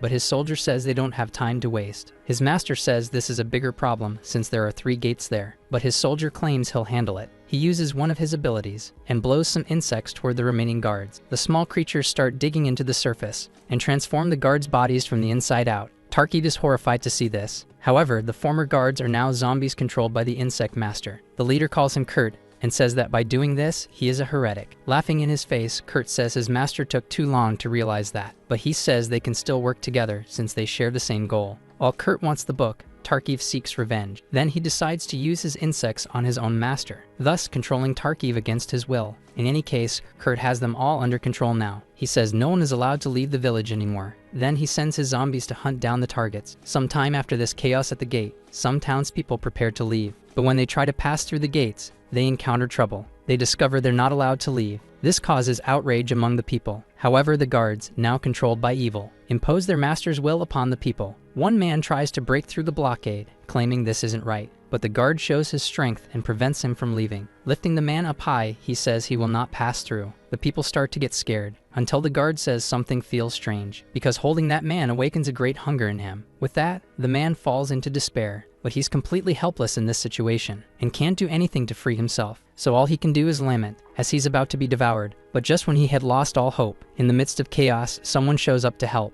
The herald appears and wounds the zombie guard. That way, the man is freed, and Azadin manages to help him in time, but he quickly notices the insects approaching him. Then he realizes they're being controlled by the Spider Queen Arthra. Terrified, everyone starts running. Azadin, meanwhile, faces the enemy, until Midiam calls his attention. Asking if he finished off the threat, he replies that this is just the beginning and tells them to return to the tent and grab as much water and food as they can, because people are going to need it. Right after that, Midiam is startled and tells Azadin that something is behind him. One of the zombie guards appears and tries to strike Azadin from behind, but the herald manages to dodge it. The zombies are hungry and want to devour whatever they see. Azadin realizes they're covered in spiders, and that they're controlling the entire nervous system of these men. He's attacked by the zombies, but manages to escape, until he wonders what would happen if he shocked them. The herald picks up a cloth from the ground, and uses it to cover the opponents. After that, he decides to try the idea of an electric shock. Using his abilities, he releases an electric discharge on the zombies. In a way, it works, because the spiders start abandoning the bodies, but they don't leave without retaliating, and try at all costs to strike Azadin. However, once again, he backs away. But his plan didn't work as expected, since the spiders had already fully taken control of the soldiers' bodies. Then someone throws him a torch. The herald catches it, knowing fire will help. He uses the torch to drive the enemies away, because spiders don't like fire. Ishmael was the one who appeared with the torch. He and Midiam couldn't stay out of the action, and decided to help the herald. Azadin even compliments how they handled it. The people around also begin using fire against the monsters. This, in a way, proves to be the most effective method so far. The enemies weaken with fire. Noticing this, Azadin attacks them with the torch and takes the opportunity to burn them completely. Upon seeing that fire is the best weapon against these monsters, he tells the others to keep using it as well. Azadin asks if the kids took care of the water and food. Ishmael says yes, and asks if he should bring the goat back. Midiam interrupts, saying they were actually useful this time. She then says the herald should reconsider accepting them as servants, since he might need their help later on. Just then, the herald's owl approaches, and says he has a new client, but mentions that the situation in the west isn't looking good, so he tells the kids to prepare the fire because they're heading to the west gate. After that, he heads toward the gate, and leaves the kids to do what he ordered. Once there, Azadin already has enemies to face. The same monsters as before had also spread to the west of the city, but this time he knows exactly what he's dealing with. The herald realizes that even by attacking, he can't kill the monsters, and humans are usually not that resilient. Clearly, these guys are undergoing mutations caused by the spiders, and their numbers keep multiplying more and more. Then an attack comes from above, and a powerful lightning bolt strikes one of the monsters. Midiam and her companion finally appear. She celebrates for hitting the monster with her arrow, but soon after she feels weak. Azadin realizes what the girl did, and knows she's only trying to impress him to earn his recognition. So he praises her determination, then states that the beauty of nature is a grimoire, and it's better not to use it too often, advising her to rest. Ishmael, however, doesn't like seeing his companion overexert herself, and asks Azadin if the client is dead. The herald confirms that he is, so Ishmael asks why he's still fighting these creatures. Azadin says that a contract is still a contract, even if the client is no longer alive. Therefore, He cannot stop until it's fulfilled. Ishmael thinks there's a limit to how long they can keep burning those bodies. The herald agrees with him. That's why he states his goal is to kill the leader of these monsters. The west gates of the city are in flames. The people nearby are constantly being attacked. And amid all this horror, Kurt admires the work he has done, until Tarkiv asks if he's sure of what he's doing, because he said earlier that he was looking for the divine book. But this has gone beyond a simple search. Kurt says the situation is a bit different from what he planned, but he's at peace with it. Tarkiv asks why he's not worried, claiming that this way he'll only scare off the book's thief. While they argue, the monsters act aggressively, until one of them reveals a symbol on the ground. This immediately catches Kurt's attention. He then asks his superior what that is. He replies that it's the symbol used to summon the gold coin demon. Kurt then asks if he means the Herald clan, because if that's the case, it makes sense that the heralds are also searching for the divine book, which means the one who stole what he's after could be a herald. Not only that, but Kurt realizes the call must have already reached them, so one of the heralds should appear soon. As Tarkiv watches the situation, he's nearly hit by an arrow. The projectile was aimed at Kurt, but he managed to catch the arrow before it hit his face. He didn't like that one bit, but before he could do anything about it, another arrow struck him. Soon he realizes the first arrow was just a distraction for the second one. After that, he begins to transform into a spider like his monsters. However, he has control over these powers, and he intends to use them to fight the approaching herald. Azadin, in turn, wastes no time and launches his attack. After hitting the enemy squarely, he says the Spider Master is quite intriguing for a pagan. That sparks an intense battle between them, but Kurt is not at an advantage, even though he thinks instinctively dodging at that moment was a good move. Being honest with himself, he feels that things won't go well for him, no matter who wins this fight. Meanwhile, the Lord sits on the ground and cries, begging for his mother. Back in the fight, Azadin attacks with full force, and even manages to cut off the spider legs of his opponent. Azadin thinks the spider leader must be very powerful, considering he still has his mind after turning into a spider. Kurt also acknowledges the herald's strength and didn't expect that from a member of the enemy clan. However, he says that strength isn't enough, since he believes the herald won't be able to defeat him in his complete transformation. Azadin, however, mocks the situation. He says that regardless, the enemy is still just a spider. Then he strikes his opponent, making Kurt even angrier. Azadin keeps provoking the enemy, saying that despite being agile, spiders can't reach their own backs. Then he attacks the enemy from behind and manages to catch him completely off guard. Realizing he could be next, Tarkiv tries to calm the herald down. Azadin says he doesn't care if he's a noble, but Tarkiv attempts to negotiate with his opponent. Then he pulls out an item he had hidden, revealing it to be a golden coin from the emperor. The herald asks where he got that. Tarkiv says he got it from his mother, and thinks that with this coin, he'll get out of this, since it will allow him to control the herald. Azadin says that just having the coin isn't enough, as it only works if a contract is made. With that, Tarkiv draws the symbol on the ground and throws the coin into its center. He says he was infected by Kurt's spiders, so he wishes for the herald to save him. Azadin's owl appears and says the contract was accepted. The herald asks if he really has to accept this trash as his contractor. His owl says yes. Then the kids show up, so he realizes he'll have to explain the situation to them. After hearing everything, they're not pleased at all, especially Midiam, who thinks it's outrageous. Either way, Azadin asks Midiam to use her blue light ability again, but weaker this time. She says she'll do it, but only because it's him who's asking, and also says that in return, she wants him to accept her as his subordinate and let her help with future contracts. Under all the pressure, Azadin agrees, and says he'll accept her as a subordinate. Soon, Midiam thanks him and says she'll do her best. Meanwhile, Eshnel thinks he's never seen his colleague so enthusiastic before. They'd known each other since they were kids, and he was always more excited than she was. But ever since she met Azadin, she only pays attention to him, and that's not fair. Seeing how the boy is acting, the herald asks if he's okay. Then Midiam says she's about to begin. Tarkiv gets scared and says he might not survive, but the girl doesn't care and hits him with her ability, just as she was instructed. After finishing,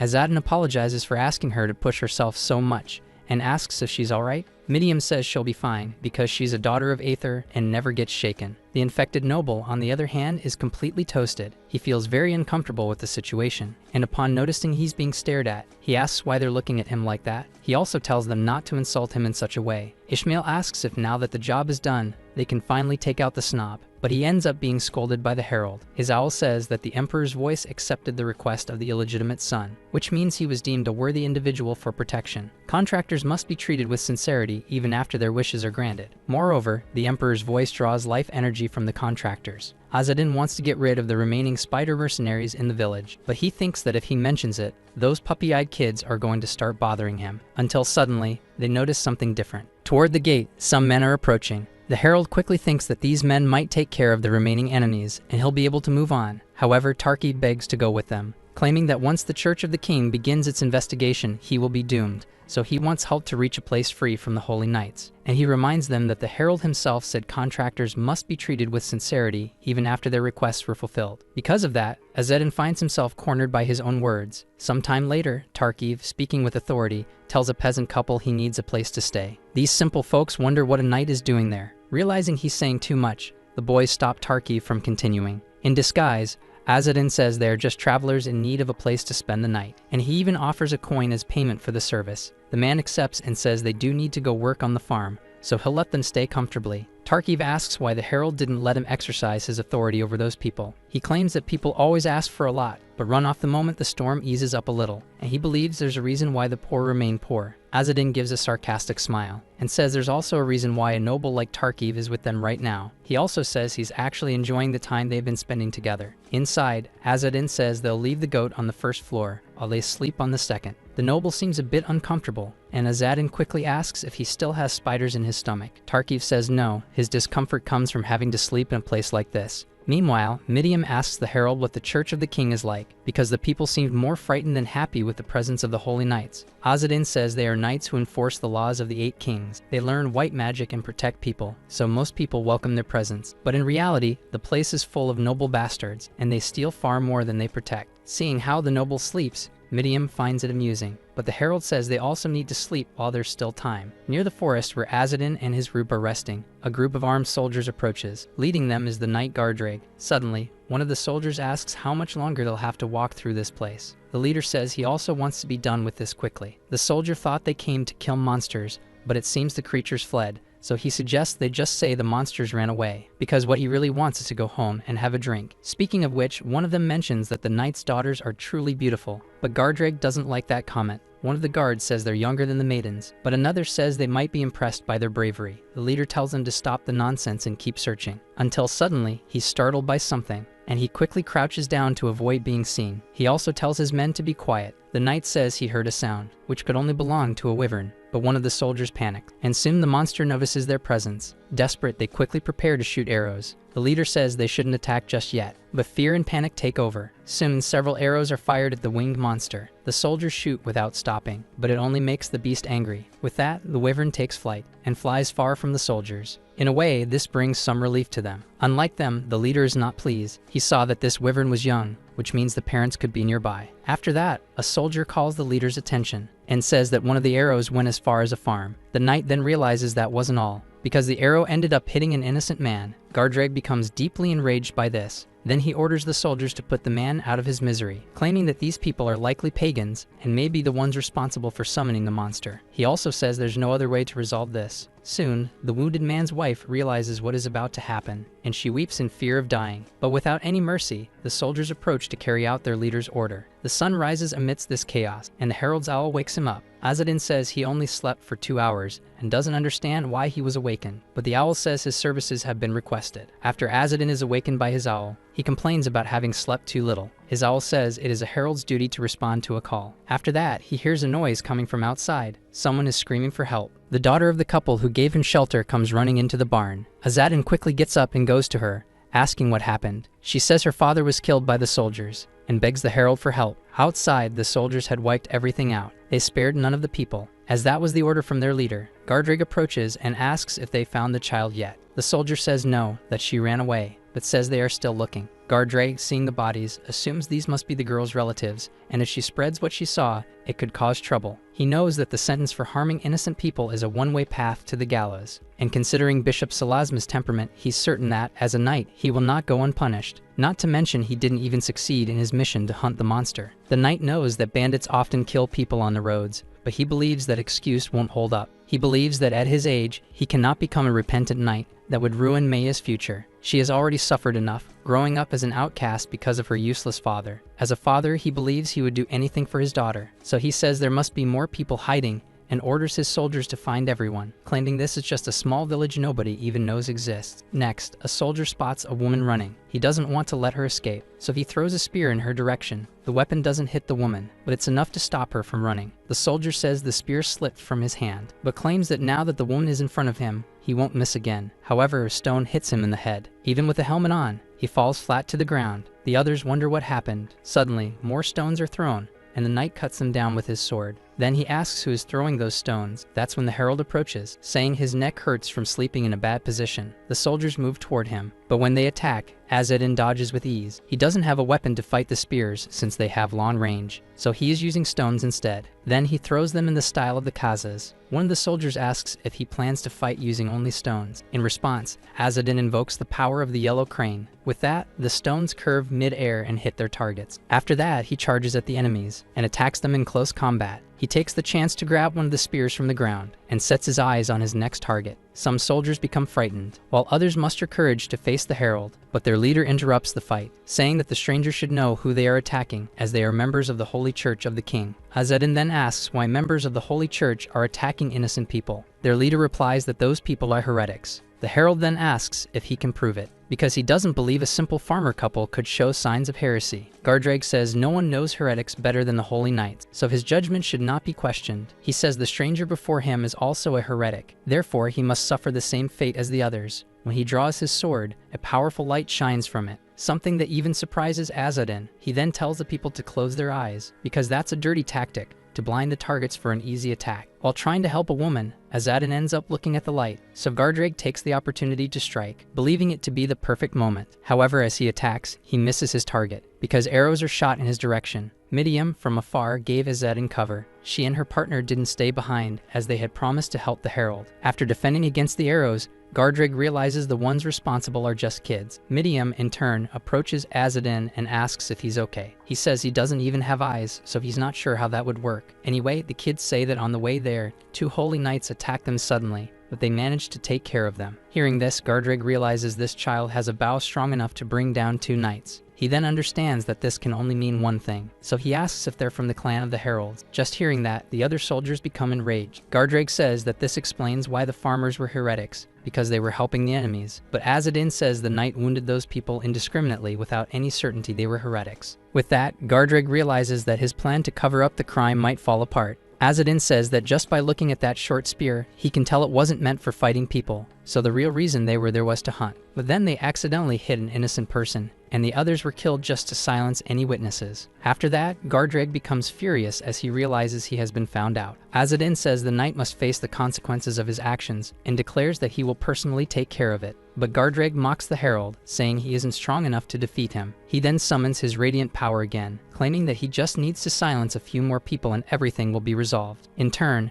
Azadin says the knight is looking at a high-level opponent. That doesn't faze Gardrag at all. He launches his attack against the herald, but Azadin uses one of the soldier's spears and hurls it toward the enemy. The weapon strikes the knight's magical attack and shatters into several pieces. Azadin realizes that his strategy was ineffective. He quickly decides to retreat to a safe distance, until he notices Midiam's arrows and says he's going to need them. With that, he dodges enemy attacks, fully aware of his opponent's strength. After managing to catch his breath, he grabs his bow and shoots the arrows he got from Midiam. The girl asks what the herald is doing. Even the enemy doesn't understand Azadin's strategy and laughs at him. Then Gardrag charges at his opponent, trying to strike him with his sword. But the moment he swings the blade, Azadin vanishes from in front of him and reappears behind the knight. The herald prepares another arrow and shoots it into the back of his enemy's head, scoring a direct hit. The previous arrows were just distractions. That's when Midiam understands the herald's strategy. Even so, she's quite surprised. The arrow fired by Azadin curves in the air and returns straight to his hand. He then reveals that this is one of his secret techniques. Some time after the battle ends, Azadin tends to the bodies of those who gave them shelter, bringing them back home. The daughter of the man who was struck panics at the sight of her parents in that state, as she had escaped before the soldiers could catch her, and she weeps over everything that happened. Azadin looks at the nearby soldiers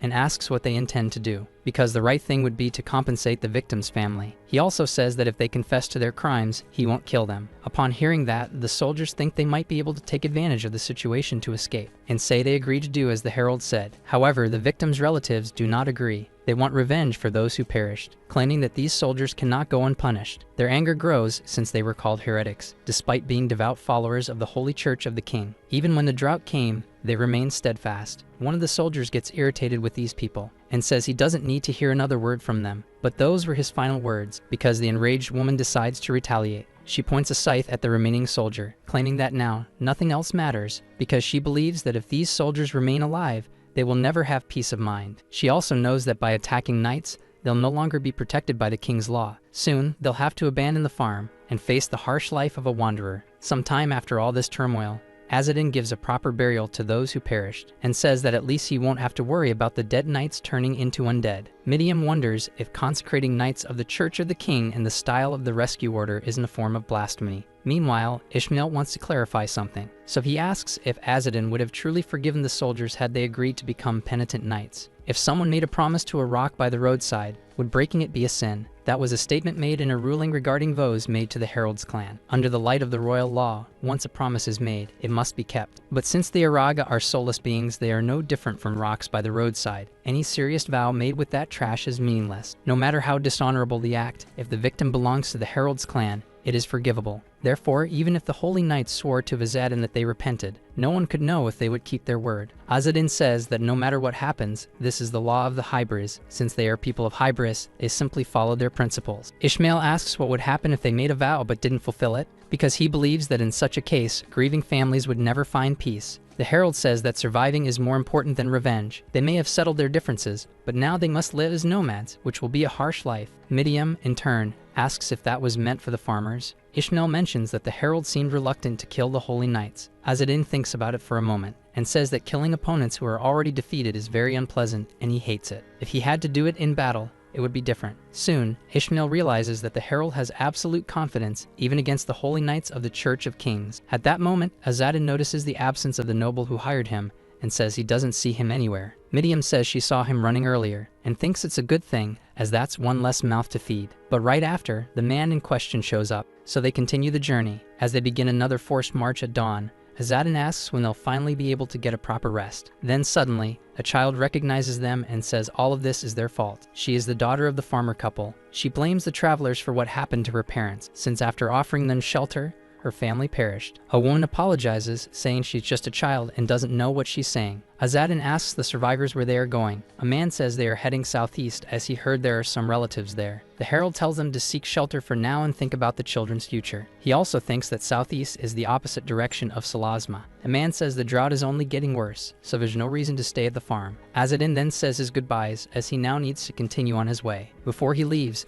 the man asks to say just one more thing, and wishes that the Emperor's blessing be upon the Herald. Azadin smiles and continues on his path. The man's nephew asks if the Emperor's blessing isn't the same as a curse, and recalls that his uncle told him to never mention the word Emperor. Meanwhile, Azadin's owl returns and says that people see her as a plague. She says she worked hard so they could reach civilization and wisdom, but Azadin says she brought that upon herself, and that she also should have established a succession plan beforehand. She admits that, but claims that even the single generation of peace she brought is valuable, as it is a generation for the clan of the god Yegas, which lasts a long time. Azadin says he's sure of that. Meanwhile, the villagers prepare to leave. Some time later, the Herald and his companions continue their journey. Along the way, Tarki recalls that the Herald defeated several holy knights of the Church of Kings all at once, and thinks that's amazing. But Midiam counters, saying he probably didn't see it right, since he was hiding. The noble gets a bit embarrassed, until the Herald scolds him, and says he must never mention that again, for the sake of the mission. Azadin believes that if people found out about it,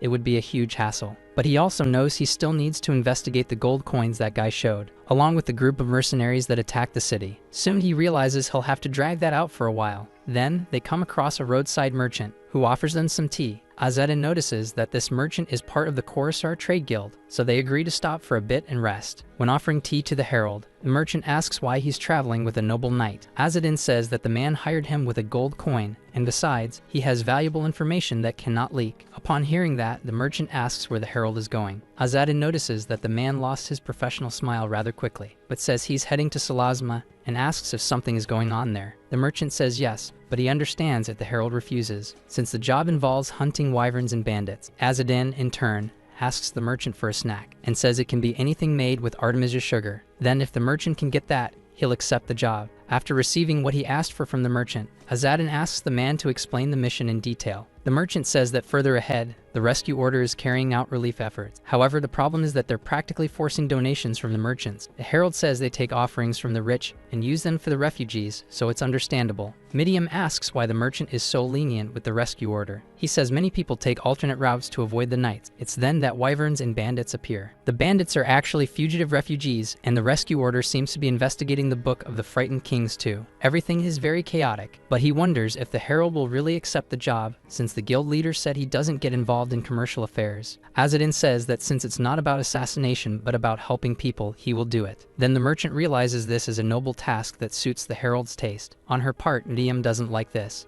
and says she can't hold herself back anymore. She quickly becomes furious with the merchant and lunges at him, asking how a mere servant dares provoke fights against a herald. She also says he must show the proper respect or suffer the consequences. But before she could do anything, Azadin steps in. He says that although Midium is Atar and holds an official position, this merchant is hierarchically above her. He also says that the girl should know this, since the clan values hierarchy and seniority. Therefore, he orders her to put away her sword. She complies and steps away from the man. With that, Azadin apologizes for the girl's behavior and thanks him for the tea, and says that now he'll take care of the assigned mission. As they walk away from the stall, the merchant finds it strange that one of them attacks while the other apologizes and wonders if it was done on purpose. Then the group resumes their journey. Azadin takes the opportunity to thank Midium, but tells her not to get involved with anyone deeply connected to Sabanga, because there are rumors that his predecessor was purged for offending Sabanga. Upon hearing this, Tarkiv says he thought Sabanga was a family within the Herald clan, and asks if the Herald is worried about him. He also says the Herald clan is more organized and competent than he imagined. Azadin says he knows what Tarkiv is thinking, but claims that if he expects help to become a count,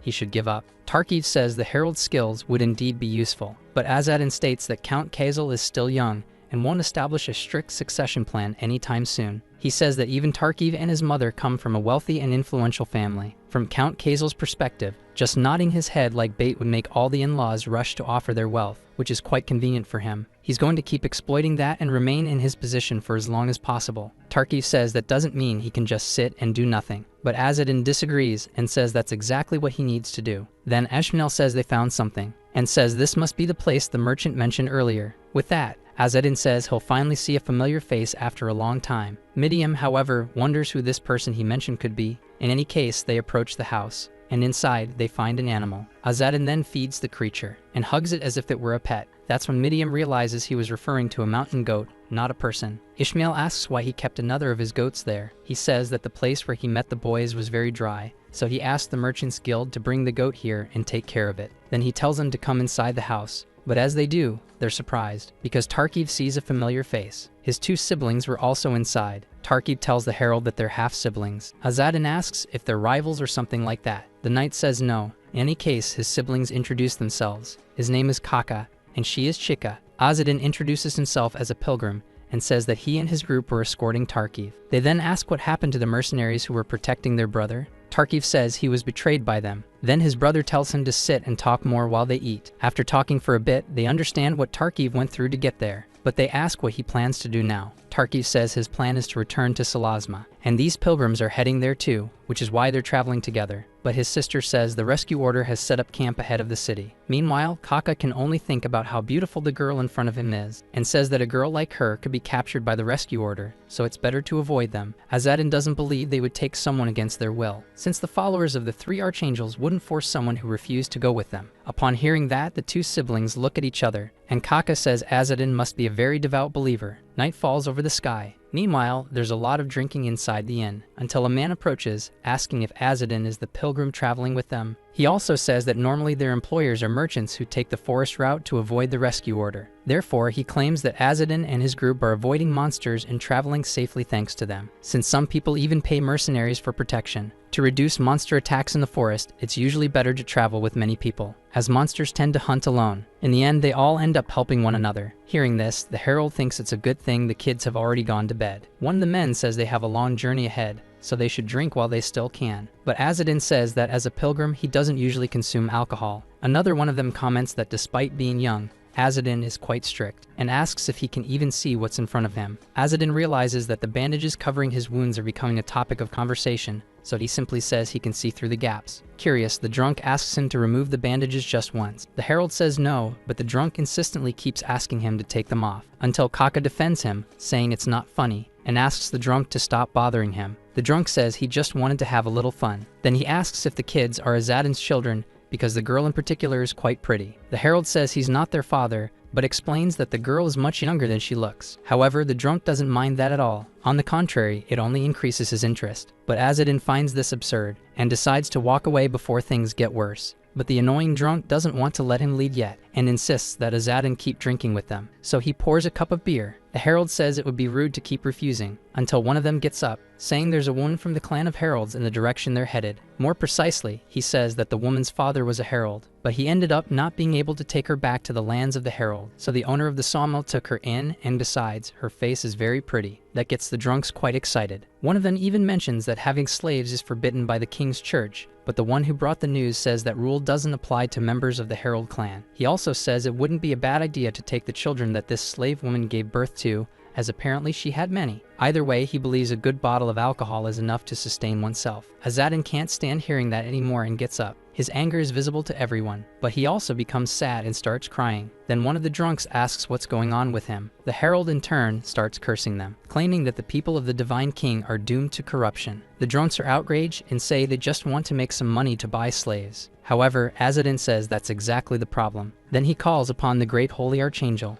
and swears by the power of white magic, by those who uphold the three virtues and seal themselves in the inner peninsula. But he says that as people stray from virtue, the rescue order has been losing its power, and still they throw themselves into corruption so eagerly. He also says that the era of Jupiter is approaching, so they should embrace the three sacred virtues. The ones you all know won't take you very far. The drunks don't really understand what's happening, but feeling ashamed, they begin to stand up and step away from Azadin, thinking he just drank too much. After letting out his anger on them, the herald goes to his room. Tarkib notices he was only pretending to be drunk. Azadin confirms it and says everyone hates fanatics. Midiam, in turn, says he acted more like a drunk than a fanatic. Then the herald realizes she was awake and heard everything. Ishmael, who is also awake, asks what the herald knows about the woman the drunks were talking about. He replies that he never received a proper report from the previous commander, so he needs to confirm whether she truly belongs to the clan or not. Midiam asks what he will do if he confirms the story is true. Azadin responds that it will depend on the situation. Sometime later, deep in a forest, the hunters organize themselves and say that in any case of monster sightings, they should signal the others. Azadin thinks there are more people here than he expected. Meanwhile, Midiam says something smells strange in the air. The herald realizes the girl has good instincts. He himself is sensing a trace of dark magic in the area, but it seems the others haven't noticed it yet. Midiam notices that the herald looks uneasy, but he just tells her to stay close to the goat. Soon after, he spots a few monsters. However, he doesn't raise any alarm. They are very close and choose to remain silent. Azadin sees that the monsters are undead, and right after that, the monsters attack. The hunters notice the movement and form a shield wall to avoid being surrounded by the creatures. The zombie wolves start growling, which the leader of the hunters finds strange, because he thought the enemies would attack immediately. He quickly deduces that they must still have memories from when they were alive and are planning to hunt them strategically. Azadin realizes that at the first sign of vulnerability, the monsters will attack all at once. Thanks to a mistake by one of the hunters, a gap opens and he gets attacked. Then the others step in to help and pull the monster away from the barrier. The noble knight Tarkib is with them and also joins the fight, finally proving to be useful for something.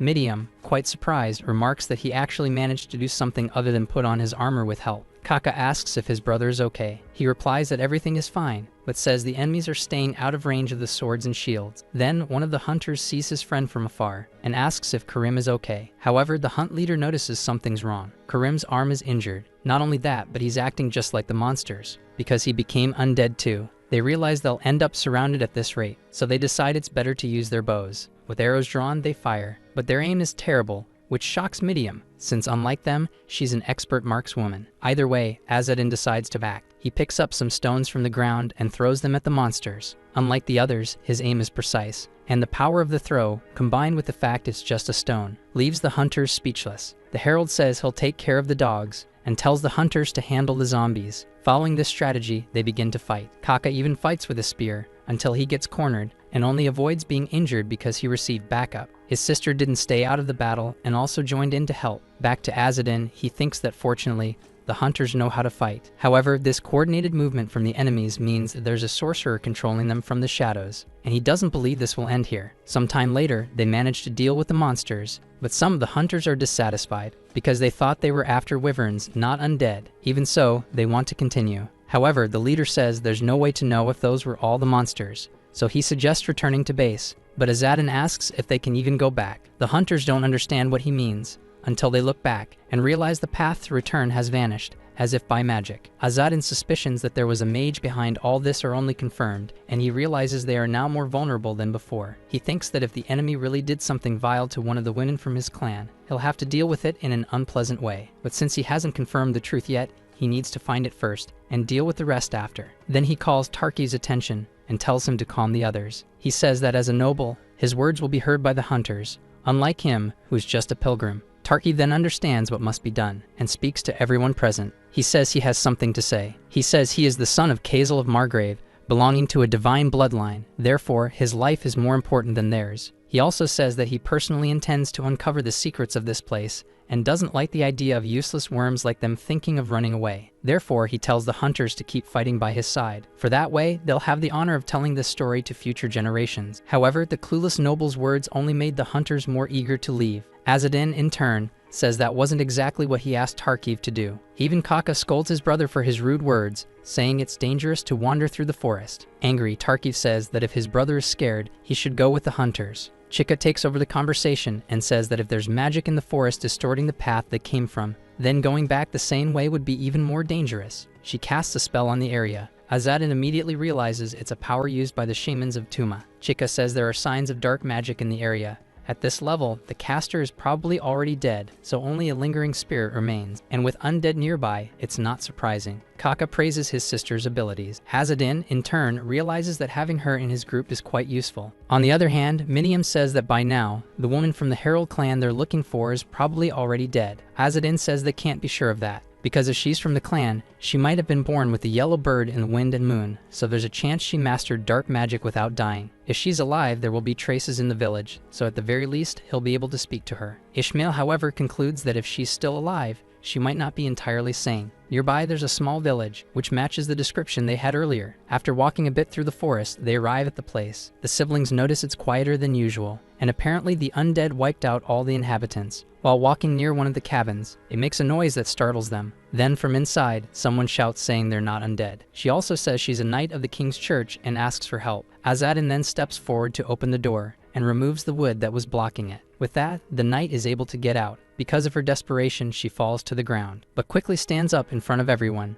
and runs away even though she's told not to. She says she needs to do something alone and doesn't want to be followed. The whole group is confused by this, as they didn't expect such a reaction. Shortly after, she returns, apologizing for earlier and also thanking them for the help. That way, everyone understands that her previous desperation was just for privacy to relieve herself. She introduces herself as Maya, an officer of the Salazma diocese. Azadin realizes this officer holds one of the highest ranks in the king's church and asks how someone from the elite ended up in a place like this. Maya says she came to this village on a holy mission, but as soon as she was investigating one of the hunts, monsters began attacking the area. In desperation, some people locked her inside. Since her weapon was on her horse, she couldn't break the door, and she couldn't use magic in such a tight space either, as she might have hurt herself. But realizing that things are calmer now, she understands that's not a good sign, because the undead might have won. Azadin says the other merchants and mercenaries he traveled with fought the zombies and returned to the village entrance, saying they'd come back. Maya asks if he knows what happened to the other knights who were with her. She says the mission was to hunt a wyvern that was in the area, and her father was leading the group, but they got separated and were supposed to meet up later. Azadin asks if her father is also a holy knight. She says yes, as her whole family has served the king's church for generations, serving and protecting its laws. The herald thinks that based on the knight's description, there's a chance her father is the knight he defeated earlier, and he also realizes this girl is a bit naive, because according to the original rules of the king's church, children weren't supposed to serve in the cavalry. Azadin says they didn't find any undead horses, so her horse and weapon must still be out there, then tells her to go with her group to look for her mount. Maya quickly thanks him for the consideration, and so they go searching for the horse. The herald used that to get her out of his way. Thus, he enters the cabin where she had been, but ends up finding nothing special. Midiam questions the plan, but Azadin says he will use this sawmill as a base to locate the dark magic caster. The girl then says that if the person behind all this is human, then it's probably who they're looking for. Disasters caused by dark magic are usually brought about by vengeful spirits when someone suffers unjustly before death and doesn't receive a proper burial. They return as evil spirits and cause harm, and if this dark magic disaster was caused by a human, the most likely suspect is the enslaved woman. Being from the Herald clan, she was murdered and likely became a vengeful spirit seeking revenge, and therefore must be stopped. After settling into the cabin, they build a campfire to warm themselves. Ishmael says making arrows is a pain, and they didn't even get to use the crescent moon bow. Azadin says they're hiding the fact that they're from the Herald clan to remain in the group, so there's no other way to do it. Midiam asks if it's really acceptable to make them so crudely. The Herald says that as long as they're better than goblin arrows, it's fine, since they're only using basic iron arrowheads anyway. Midiam asks if Azadin plans to persuade the conjurer if she's still alive, because she knows he avoids killing when it's not necessary. Azadin thinks there's a strong chance she died and became an apparition, but it's also possible that she learned dark magic while alive. Sad memories and a painful past can be a reason for pity, but pity doesn't mean you can use a broken vessel, since it's cheaper to buy a new one. Midiam says that even if the Herald decides to persuade her, she will respect his decision and follow the plan. Azadin is surprised, realizing that the girl is finally learning something from him, since she always believes that protecting people is something beautiful. Meanwhile, Ishmael says there's no point in talking about forgiveness, and states that it's not right to let someone who caused a dark magic disaster stay alive. He wonders why the hell his colleague is showing so much interest in the son of a blind traitor, when not even the elders of their clan showed such emotion. Azadin stands up and says that regardless of whether he has their respect or not, he will do what needs to be done. Ishmael gets even more furious at that, knowing that this kind of attitude is exactly what Midiam likes. The scene cuts to the rest of the group. They are gathering supplies at the location, until Maya notices that the mist in that area doesn't seem normal. She sees how Zayden talks to the siblings, and wonders who this guy really is, because he doesn't seem to be just a pilgrim. She also says that this kind of thing is the specialty of the Holy Knight's orders, and it would be better if someone properly trained took command. Midiam defends the Herald, saying that the most well-trained person among them was locked in a storage shed, and if they hadn't been there, she would probably still be trapped. Maya says that may be true, but she doesn't like hearing it, until something catches her attention. The knights notice strange movement. Soon, they see a group of undead approaching, and they appear to be the former residents of the village. Then a voice is heard saying that the night has just become more entertaining. After hearing that, something appears in the sky, and they realize it's a wyvern. The winged monster has finally returned and is now about to attack. Azadin asks the wyvern if she's the member of the Herald clan who wiped out this village. The wyvern questions the source of his information, and Azadin says he heard it from a merchant. Then the wyvern reveals that these despicable people enslaved her and destroyed everything she had just because she carried the blood of the Herald clan. Azadin asks if she's alive. The woman in monster form replies that she is. The Herald has doubts, since most specters claim to be alive, and this might just be another one of those cases. He then asks how the monster acquired this power. The wyvern says she has no obligation to answer that, and adds that if he's that curious, he can become one of her undead. Then the monster takes flight, and flies far from there. Azadin tries to calm her down, saying he's not involved with those who harmed her. Midiam, who was watching everything from inside the cabin, decides to go outside, because she has something to clarify with the Herald, and says that maybe Azadin could reveal to the wyvern that he also belongs to the Herald clan. But Azadin says that's not a good idea, because Tarkiv's siblings and the Holy Knight could end up discovering his disguise. Ishmael appears and says the other alternative is to defeat the monster. The Herald says the boy shouldn't treat a person's life so lightly, even if it's a Holy Knight of the Church of the King. Ishmael doesn't like being scolded, and Midiam asks what the Herald is going to do. Azadin remembers that the wyvern said the strong take everything, therefore he just has to show her his strength. After saying that, he fires an arrow. The shot is so powerful that it startles the rest of the group. The arrow goes straight into the undead that were invading the village and hits them directly. Then Azadin says that this is a true demonstration of strength. Azadin continues firing arrows,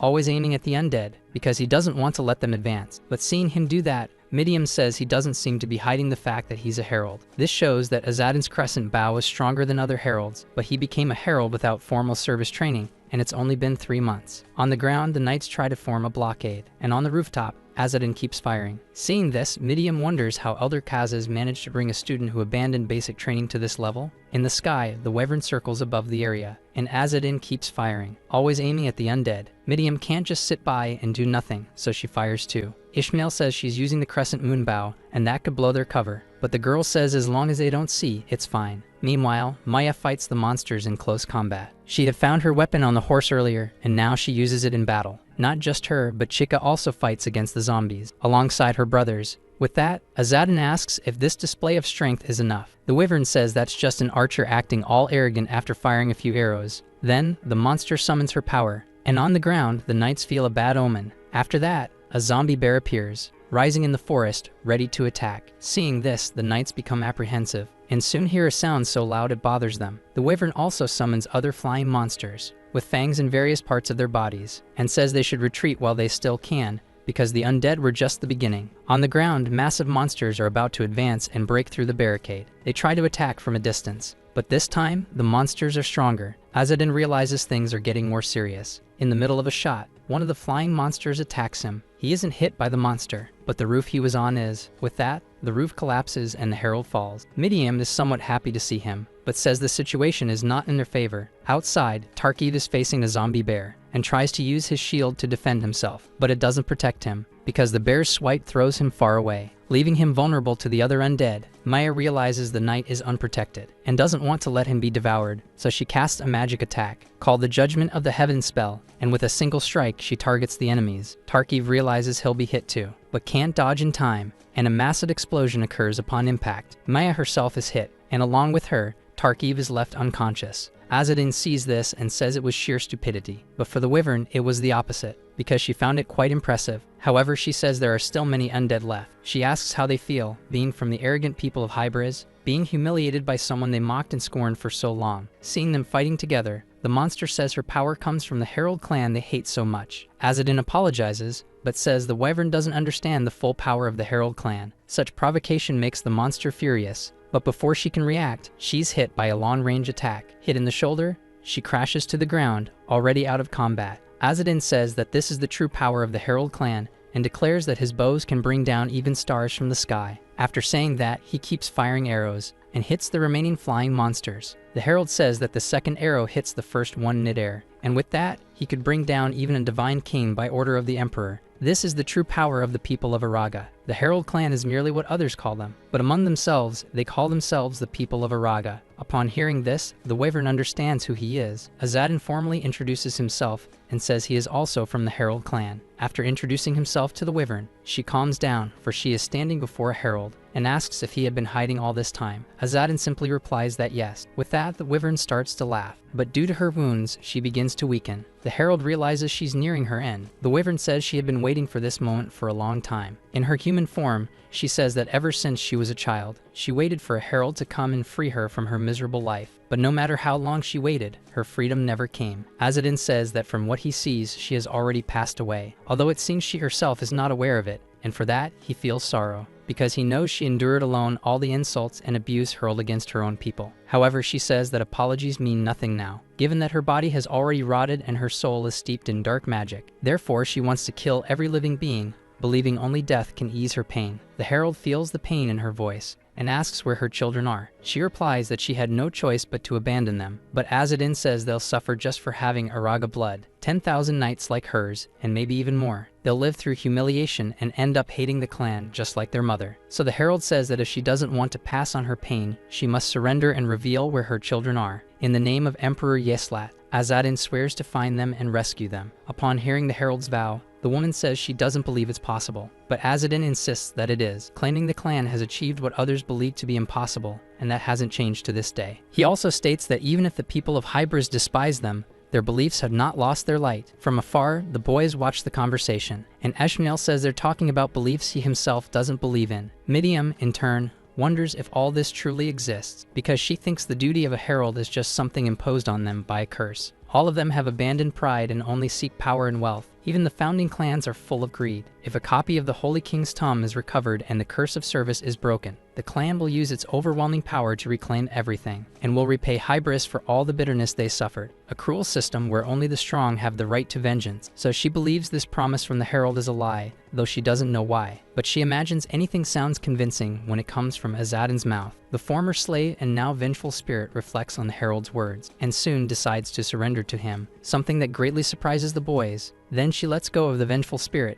remembering when her real body was chained. One day she woke up in her prison beside a baby, and after that she felt cold, because she had been left on a freezing floor. When she saw her baby crying, she reached out her hand to him, and upon being touched by her son, she felt an emotion she had never felt before. With that, she wept, overwhelmed, because she felt warmth in her heart, and thus realized that the baby also had no one else but her. Back to the present, she kneels before the herald, saying she trusts in his pride and conviction. Therefore, she asks him to save the children she couldn't hold in her arms. After that, the magic fades and the zombies die all at once. Midiam is quite surprised by this, as she realizes there truly is a possibility to save people through conviction. Azadin asks how many children she had, and if she remembers to whom her children were sold. She says yes, and that she gathered some clues which she hid in the warehouse so she wouldn't forget. The herald asks where she got her dark magic power. The woman says it came from a magic tome that whispered to her, calling itself a copy of the Tome of the Holy Kings. Suddenly, a voice calls out for the yellow bird amid the wind and moon, and invokes the fire of the autumn field, burning the woman. Azadin is caught off guard by this,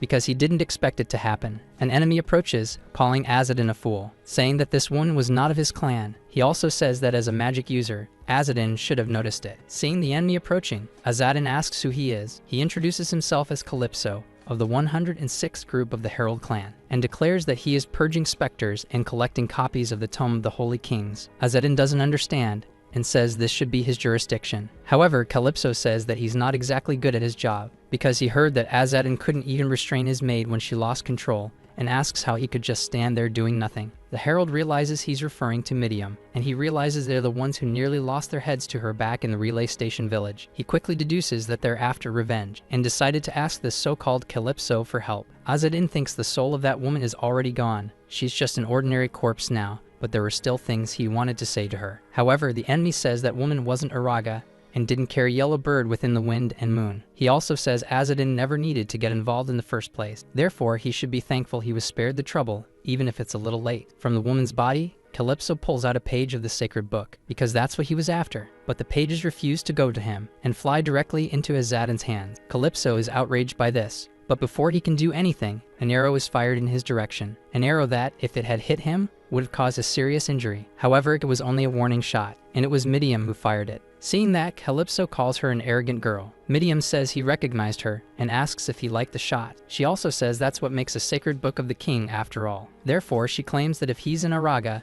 he shouldn't be setting fire to the emperor's lands for no reason, and should be ashamed of burning forests during a drought. Irritated, Calypso tells her to shut up, saying that the girl doesn't know who she's talking to. He also says that the girl's father is nothing compared to him, and that he is a herald while she is just a servant, so she should show more respect. Midiam becomes furious at the provocation, but holds her retorts in her thoughts. Azadin, in turn, says he's starting to remember Calypso. He also says that, as far as he knows, Calypso is ranked below him hierarchically. The enemy asks what that has to do with anything. Azadin asks if he has a problem with the way he trains his juniors. Calypso claims that his power rank is higher than Azadin's, but the herald says he should first show proper respect between seniors and juniors. Seeing this makes Ishmael think there are two Goomers arguing. Azadin says that if Calypso examined that woman who died, he should reveal any information about the children. Calypso asks if he's still going back to that topic, and says only that the woman was a native of Hybris, not Araga. But Azadin says he's wrong, and declares that the woman endured 10,000 nights under the name of Araga. Someone who bore all insults to the clan alone deserves respect. If they ignore that just because of her bloodline, then they would be the ones dishonoring the honor of Araga. After hearing that, Midiam doesn't know how to put it into words exactly, but she knows one thing. It's not pretense or hypocrisy. Azadin has always been sincere. Whether it's Araga or Hybris, it doesn't matter who he's facing. He lives true to his pride and honor sincerely. To fulfill his will, even in moments like this, it almost feels like a noble kind of beauty, but she realizes she's the only one who thinks so, because the others start laughing in Azadin's face. Calypso says Azadin is just spouting nonsense, but then decides to challenge him to a duel. He says the wager will be the sacred tome of the kings that the herald just obtained, and also the possession of his servant, the daughter of Betars. He also says that if he loses, he'll reveal where the woman's children are, and he'll also give up his position as the 106th herald. Azadin asks what interest he has in Midiam. Calypso says he will make her his servant, because someone needs to teach her to respect her elders and honor the mission of their clan. Seeing the girl's discomfort, Azadin tells her to forget it. He also says that the Tome of the Sacred Kings has already chosen him. Therefore, there's no reason to wager it, and if he finds the diary the woman mentioned, he won't need any more information. Calypso becomes furious at being dismissed, so he proposes another bet and says that if he loses the duel, he will find the woman's children, free them from slavery, and take them to the clan's sanctuary. Azadin says he agrees, if Calypso adds the condition that he will become the guardian of those children and raise them properly as Araga. Desperate, Calypso agrees to the condition. He then asks if Azadin wants to duel according to tradition, but the herald says he doesn't need that, and wants to fight right now. Calypso agrees, and so they begin the fight. Azadin, for his part, makes the first move, landing a direct hit on the enemy. The strike is so strong that it defeats Calypso in a single blow. His men witness the defeat of their leader. Azadin then says that the duel is over, so Calypso must honor his promise. While the men stare at their fallen leader, Azadin tells his group to check on the wounded. The men wonder how the herald won the fight, since it was so fast they barely saw it. Meanwhile, Azadin asks if they will keep their word, until one of the men says that an ambush doesn't count. Azadin replies that he ambushed the opponent to knock him out completely and without side effects, but now realizes maybe he should have just broken his face. With that, the men get frightened and say they'll keep their promise. Then the herald says he'll count on their cooperation. Sometime later, they begin cleaning up the area, until Azadin checks on Tarkiv and notices he's still unconscious, but sees that he didn't suffer any serious injury, so he tells the men to carry him to the wagon. The youths approach the herald, and Midiam asks if he studied medicine. He says not exactly, but explains that when he tries to see from afar, his field of vision narrows, and when he focuses closer, it actually expands. With enough practice, he can even see the bones inside a body easily. And after that, he points to the next injured person. Tarkiv's siblings were also hurt after fighting the zombie bear, but didn't suffer any major damage. Maya also passed out. Her case is different, since there's a risk of mental shock due to the explosion she caused herself. Ishmael asks if it's really necessary to keep these people alive. Azadin thinks this boy is getting more and more annoying, until, shortly after, Midiam calls them over and says it's time to leave. So they get into the wagon, and as she looks back, Midiam says she didn't expect all these unusual things to happen. First came the monster attack, followed by the dark magic disaster. Then a copy of the king's book showed up, not to mention the fact that even Kurt's divine clan is in motion. With all that, she asks if these things aren't a sign of a greater disaster approaching. The herald says it's not a sign. He states that chaos has already begun. Sometime later, Calypso wakes up and ends up being received by one of his men. He's still a bit disoriented, until he sees Azadin in front of him. The herald hands a box to Calypso and says it's time for him to fulfill what he promised. Inside the box are the belongings of the woman that the servants found in the warehouse, along with a note containing information the merchants managed to recall. There is also an umbilical cord wrapped in bandages, and on them were the children's birth dates and the names of the merchants to whom they were sold. Azadin says he will check on the children on Salasma's side, and says Calypso will handle the rest. Calypso says that, as a herald, he will fulfill his promise. However, Azadin notices that he's speaking more formally now, and Calypso says that after all, Azadin is his senior and should be treated as such. More importantly, he doesn't understand what Azadin did during the duel, since he can't even use the yellow bird amid the wind and the moon. So it must be something linked to the Kaza elders. Azadin says that's not something he should share. Besides, he will act personally when the time comes, but asks where Calypso got that wand. Calypso says he got it from a cultist during one of his operations. With that, the herald realizes that this wand is the same as the one he collected, so there must be more of them out there. Either way, Calypso says he'll carry out his task because he wants to finish as soon as possible. Azadin gives him the go-ahead. Then he notices that everyone in the wagon is asleep. The boys didn't see any of that conversation, nor did the men accompanying them. Even the knight siblings are resting. So Azadin is glad about that, because everyone worked hard, and now they deserve some rest. And he thinks he should try to sleep a bit too. After some time on the road, they stop to let the animals rest. Maya finds out what happened after she passed out and is quite surprised. One of the men says it was all thanks to the hired mercenaries, though most of the work was done by her group. He also says that after they removed the body from beneath the old tree, the dark magic disappeared as well. Upon hearing that, Maya feels more relieved. In turn, the herald thinks it's a good thing they coordinated their stories before the others woke up. On the other side, Kaka asks where everyone is going. He and his sister were planning to stop at a nearby inn, and since they were injured, they need to report to the guild. He then asks if Maya and her group will return directly to the Salasma diocese. She replies that she'll go to Salasma first, because she needs to find her father. She also says she thought a lot about it, and that she needs to act quickly, and claims that they'll meet again if fate allows it. Azadin wishes her good luck on her journey, and thus, he watches the knight leave. Midiam approaches and asks the herald if he's worried about the knight. Azadin simply says it's not exactly that. In truth, what's bothering him is that he hasn't heard the voice of the emperor since this morning. Then they get ready to continue their journey, until Tarkiv asks to use a horse. The mercenary says that horse is specifically for deliveries. Immediately, Tarkiv gets whiny for not getting what he wants. Ishmael realizes that the noble just doesn't want to walk, and is throwing a tantrum. After that, Kaka approaches and says that Azadin isn't just a pilgrim as he had claimed. He says he knows it might be a little awkward, but tells him his younger sister can read fortune and predict people's near future. With that, the herald realizes he's been found out. Chika uses her ability and speaks directly to Azadin, claiming that in the future, he'll become a great knight, or perhaps something even greater. Azadin actually enjoys hearing that. so he thanks her for the words. Then she says she hopes to meet him again in the future. That way, they part ways and each goes their own path. The heat takes over the area, and when looking at the sky, Azadin sees other birds, but he can't find his owl anywhere. Ishmael says the goats are tired from the heat. Then the herald realizes they can't keep going like this, so he thinks it's better to look for water. Tarki comments that it wasn't this bad when he came from the east. Azadin then tells them to check the flow up ahead first. Sometime later they find water, but it has some dead fish in it. Quickly, the herald says that water isn't safe for consumption. But then, a group of people approaches. They want to grab those fish before they rot, so they can eat them before they spoil.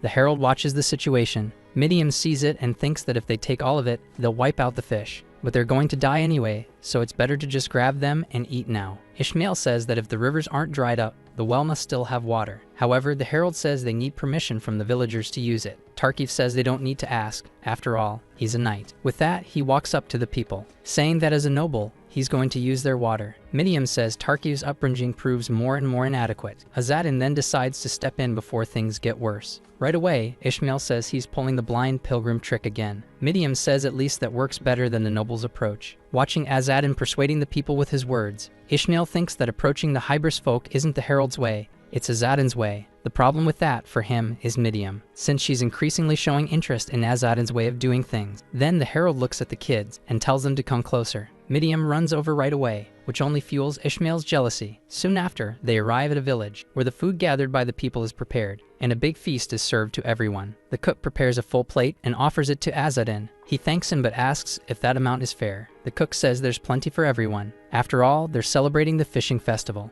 Azadin offers the food to Midian first. She soon asks what they're going to do next. He replies that he'll find the child of the deceased mother, because he feels they're very close to her. Ishmael questions what will happen to the child once found, since they can't just carry her around. The herald says the Khorassar Wandering Merchants Guild should pass through this city square and eventually take the child, and Calypso will take custody. After hearing the answer, Ishmael says the herald really goes out of his way to get involved in troublesome things. While they talk, Tarkib takes the opportunity to snatch all the food, which pisses them off a lot. In turn, Azadin thinks that even if it's troublesome, he believes this is what a herald must do, and he thinks that if he continues to fulfill his duties as a herald, the Emperor's voice will speak to him again. Somewhere else, far away from there, Calypso is on a mission, accompanied by two other men. Both are outraged after hearing how his encounter with Azadin went. They claim they even went through the trouble of acquiring a bone wand to track the tome of the Sacred King, and if they waste time here, they'll fall behind the other heralds. They remind him that Calypso's goal is to earn merits quickly and join the house of the founding clan, Saban, and he even risked his life to reach that point. Calypso thinks he only became a herald because of his talent, without support from his parents, yet being stuck in the lowest rank is still frustrating. Either way, he's come to terms with the defeat, and he tells his companions to make sure the Khorassar Peddlers Guild keeps its mouth shut. They must not say a single word about Azadin,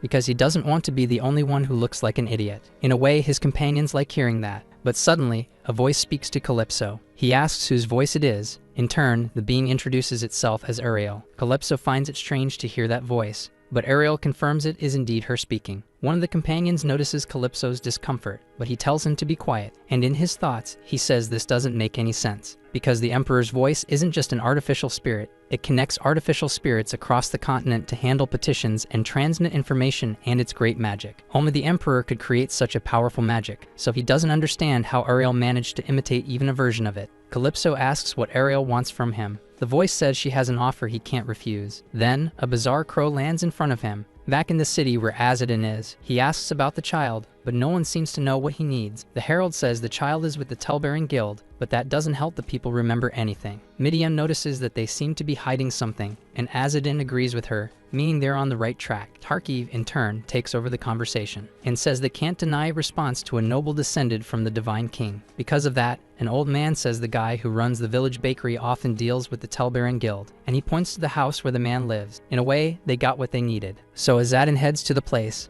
and he thinks the child is only 8 years old, so probably there was no serious abuse. At most, they likely made her do housework. But when they knock on the man's door, he opens it thinking they're customers, but the reception is anything but pleasant. Inside, several children are being mistreated, and the herald sees it immediately. Tarkiv says they're looking for someone, a girl around 8 years old, and he hands over a paper with more details. The baker asks what exactly they want with that child. In turn, the knight says he doesn't need to reveal his reasons and just wants the information requested. The baker says he was just curious. He also says that the child has already died, as she was fragile from the start. Tarkiv asks about the children inside the house. The baker says they're orphans, and since they had nowhere to go, he offered them work. His words obviously don't convince the herald. In any case, he asks if the deceased child received a proper funeral. The baker says he doesn't understand the point of the question. Then, Azadin gives Tarki the authorization to act, so the noble lands a solid kick on the baker and forces him to his knees so he can understand his place. Tarki says the child's parents made a promise to someone of high status, and that's why they came to find her. Therefore, at the very least, they want to know where she was buried. The baker then reveals that he didn't give her a funeral. He just threw her in the river. Azadin asks if he's insane or something. He says that would explain everything. The guild buys cheap children, uses them however they want, and when they die, they just throw them into the river whenever the water rises. In a world where the dead come back without remembering their death, doing something so vile becomes normal for some. Seeing Tarki grab the man by the hair, ready to punish him, Ishmael asks what the herald is going to do, because he knows Azadin's sense of morality, and he asks if he's going to save them all, even if they're not part of the herald's clan, because he claims that if he rescues them, he'll likely hand them over to the Coruscant Peddlers Guild, which will lead to a conflict, as the guild wouldn't allow that. The Coruscant Guild may be a front for herald operations, but deep down, they're still merchants. Even if a herald questions them, when it comes to children outside the clan, it's unlikely they'd risk conflict with other merchant groups. This is a problem that can't be solved through justice or sympathy alone, so Ishmael wants to know the herald's thoughts on this. Azadin asks if the boy is always like this, but Midiam says he didn't used to be. Either way, Azadin says the boy's analysis was accurate, and it's no wonder he was chosen as a servant. But before the herald could respond, Tarki acts rashly. He says that once his friend promised to protect the children, but thanks to a piece of trash like the baker, that won't be possible, so he wants to punish him accordingly. Azadin wonders since when he and Tarkiv are friends. Tarkiv, on the other hand, says they can take the children to his mother's estate. She needs a lot of workers, and the conditions are much better than here. After hearing that, Midiam says that even horse manure has its uses after all. The herald says that, in a way, this resolves the matter. After Tarki persuaded the baker in his own way, the children were transferred under his name. This way, they can take the children to the Baroness without having to worry about sparking a guild war. Night falls, and they get ready to depart. Meanwhile, some men try to sabotage the herald's cart, but they see Azadin approaching. Their plan falls apart right away. The herald immediately notices their intentions. They try to play it off and ask if Azadin remembers them, since they treated him so well as superiors. Midiam, in turn, says they are neither heralds nor servants. They quickly realize they'll need another approach and decide to threaten the herald, saying that he's been dismissed from the heralds, so it's best if he goes quietly with them. However, such information catches Azadin off guard, and he doesn't know how to react to it. When reprimanded by those men, Azadin asks if they're drunk or something. They say this isn't a joke, his dismissal was ordered by the superiors, and they're not giving any more explanations, they're just going to capture him, because they believe that once they do, they'll become heralds. Azadin asks if they really want a sword fight in the middle of the village. He finds that ridiculous, but if that's how these punks want it, he'll give them what they want. Mockingly, one of them asks how Azadin could forget how he used to get beaten by them every day. The herald says he hasn't forgotten. He remembers in detail the cruelties he suffered. Just saying these things out loud makes him sick, so he wants to give them back what he went through, claiming these guys need a good lesson. Azadin stands still before the enemies and waits for the two to attack. This, in a way, gives them hope. They think the numerical advantage will favor them. However, Azadin easily intercepts the simultaneous attacks. When faced with that, both thugs are shocked. To properly teach them a lesson, the herald uses his magical powers, and with that, activates the yellow bird ability. Soon, the lightning from the skill strikes, and charges their swords with energy. From the shock they receive, the two are thrown far away. They're furious for having lost, but Azadin says no one ever said magic abilities couldn't be used. He also says they're lucky to be alive, so they should be grateful. However, one of the thugs doesn't give up, claiming he won't let Azadin escape, so he gets up and tries to attack once again, but the herald moves like a shadow,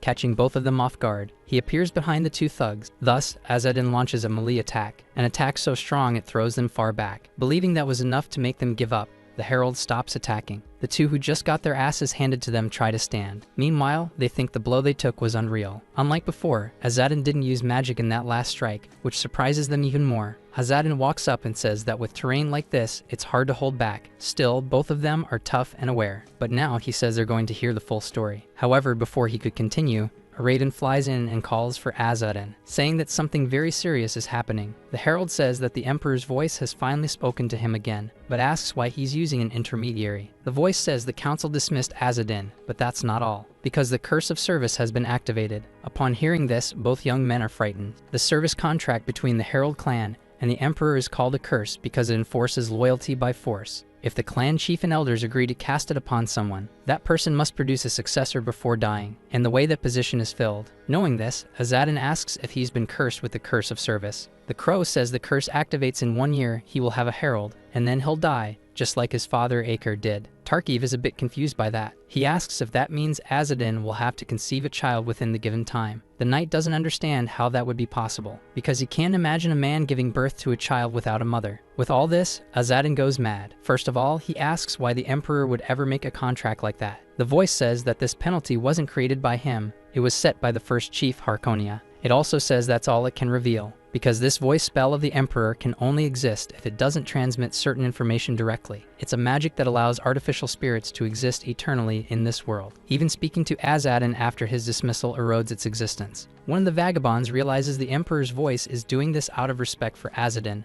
and is breaking protocol just to speak with him. He just doesn't understand why. In turn, Tarkiv asks if Azadin is some kind of chosen one or something. Azadin says his curse means he'll give birth and die in a man's body, and he finds it laughable to be cursed to die and still be acknowledged. The men from before say the Emperor's word is absolute and must not be questioned. Frustrated, Azadin says he's drowning in this mess right now, so he has no space left to worry about decorum or dignity. Tarkiv still doesn't understand anything, so Ishmael explains that Azadin came into the world through a non-traditional method, so he believes he can use the same method for his child. Azadin says the Emperor had him working hard abroad as a herald, and asks why he was suddenly dismissed and cursed on top of that. One of the men says that Ariel, his twin sister, killed Elder Kinhan. Not only that, she also stole all the copies of the Tome of the Sacred Kings that had been secured. Ariel fled after that, so she committed treason. Ishmael says if that's true, then the activation of the curse of service makes sense. Azadin says it was his sister who committed treason, and asks why he was the one punished. One of the men who tried to ambush him says they thought Azadin was involved, but the herald says it was Ariel who gave him that scar, so he would never be involved in something like that. The men say they had no way of knowing what the relationship between them was like, because as far as they knew, Ariel always defended her brother and clearly cared a lot about him. In his defense,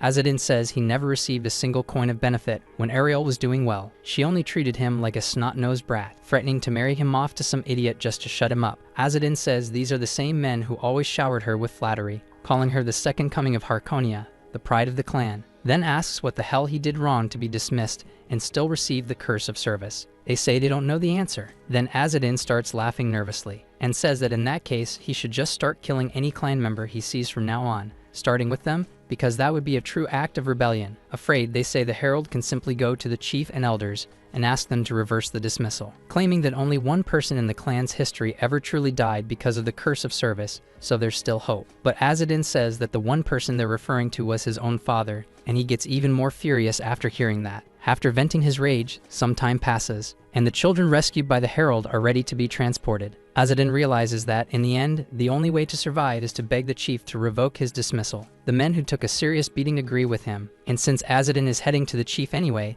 they ask if he could just pretend he was captured by them. The herald points an arrow and asks if they haven't suffered enough already. He also says that after everything he endured from those men in his childhood, they deserved worse. But they claim they only asked this for Azadin's own safety. After all, every member of the clan has received orders to capture or eliminate him. They also say he can't possibly fight every clan member he runs into, because someone stronger could actually kill him. Azadin says that's exactly why he'll face the regional chief of Salazma alone. Anyone who stands in the way will be a target, except Aldous and his teacher. He says he's counting on them to take care of the children. The men say they'll escort the children to Baroness Nort, and they'll also report that the voice of the Emperor spoke in Azadin's defense, since he's a role model within the clan. Otherwise, the voice of the Emperor wouldn't have gone out of its way to appear. Sometime later, they arrive in Salazma, a city of about 3,000 families surrounded by farmland, prosperous since ancient times due to its vast copper mines. Tarkiv arrives introducing himself as the son of Count Kazel, and says he has urgent business, therefore he orders them to make way. Some of them don't like that, but still they have to obey, since Tarkiv is a knight. Already inside Salazma,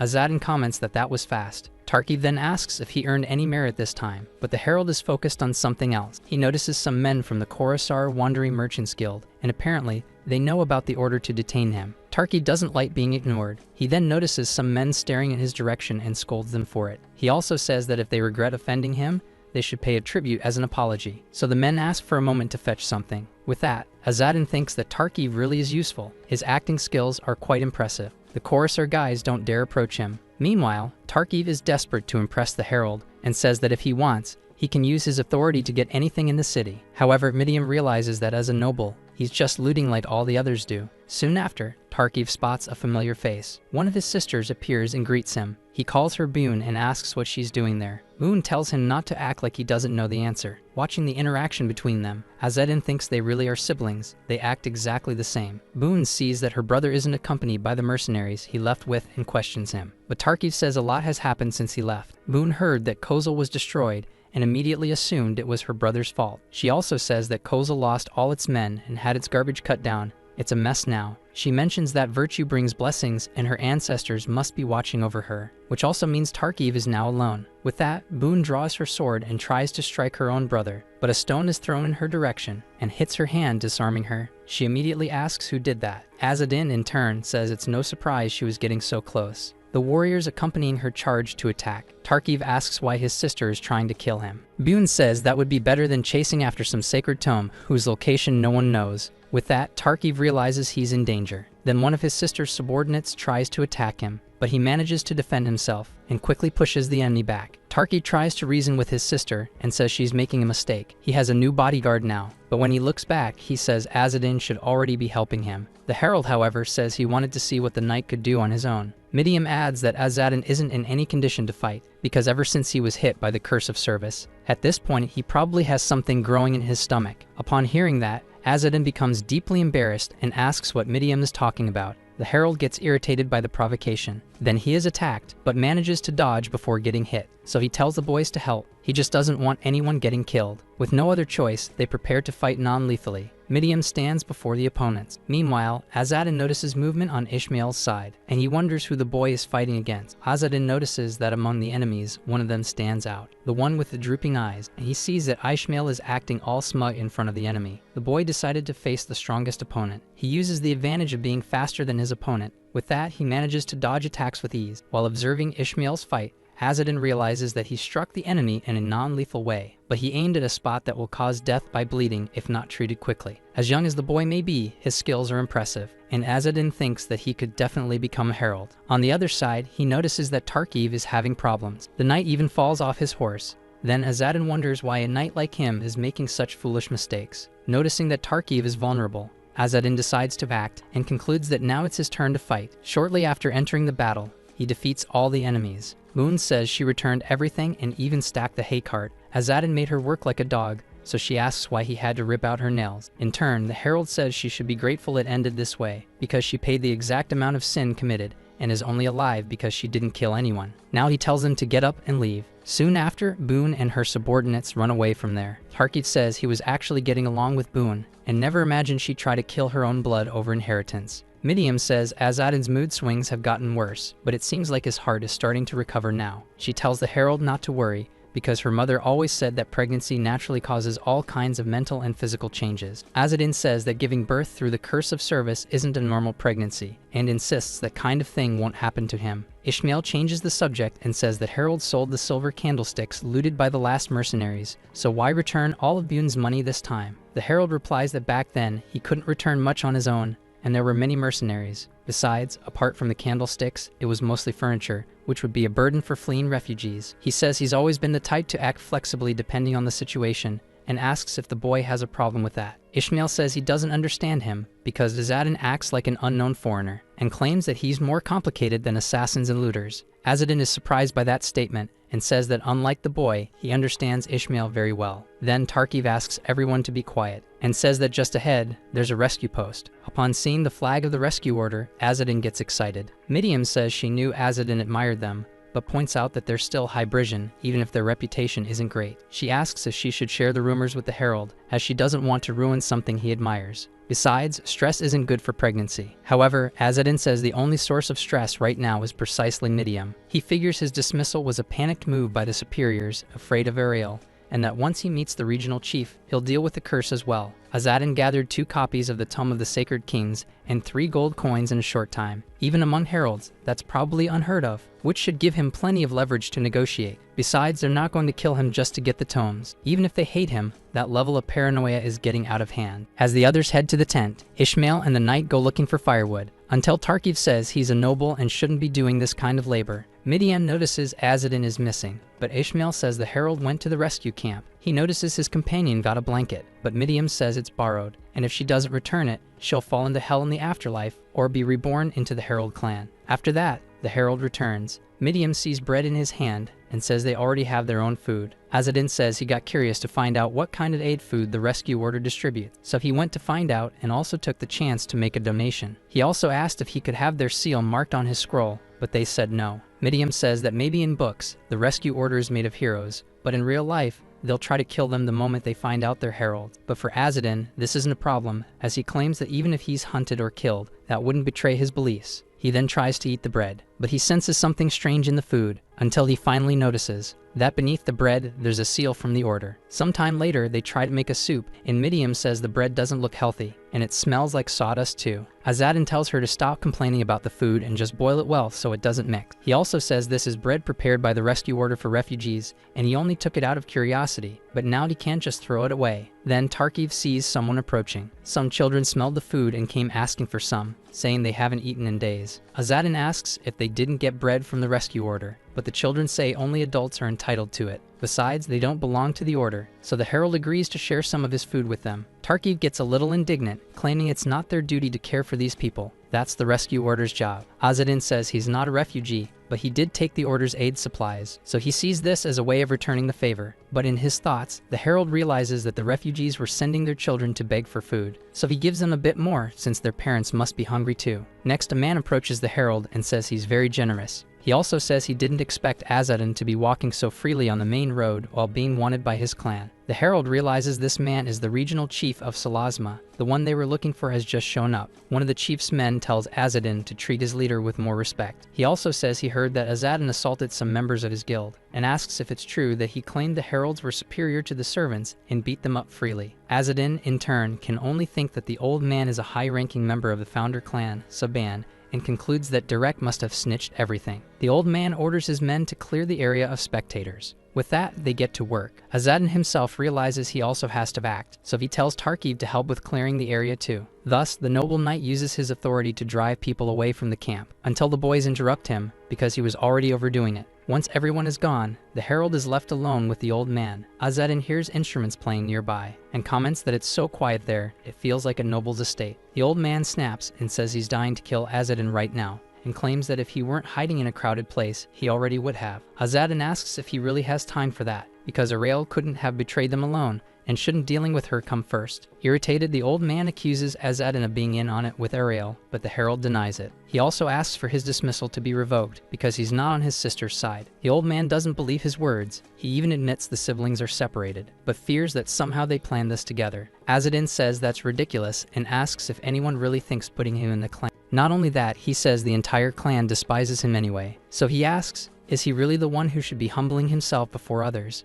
That makes the old man start to believe Azadin truly isn't involved with Arael, but he asks why he should intercede with the elders on his behalf. Azadin states that it's the right thing to do. A young clan member and herald is about to die falsely accused, and the regional chief can't turn a blind eye. The old man says that, in the end, Azadin is Arael's brother. That alone opens up many possibilities. Besides, if the elders and the chief backtrack on their decision now, the organization's authority will waver. Now is the time to restore discipline and hierarchy in the organization. So Azadin asks if his dismissal will magically restore the honor that Arael destroyed. He agrees not to resist publicly, but for that, the old man must revoke the extermination order immediately and promise to cancel his dismissal within 6 months. The old man feels insulted by the request, claiming his word should be enough, so asking for a contract is an offense. However, Azadin says his life is on the line, and for that reason, the chief's word alone won't be enough. The old man says that Azadin has been criticizing the elders and the chief nonstop, and now he's crossed the line. He claims Azadin is lucky to be in a hidden place. Azadin then says they can settle this outside,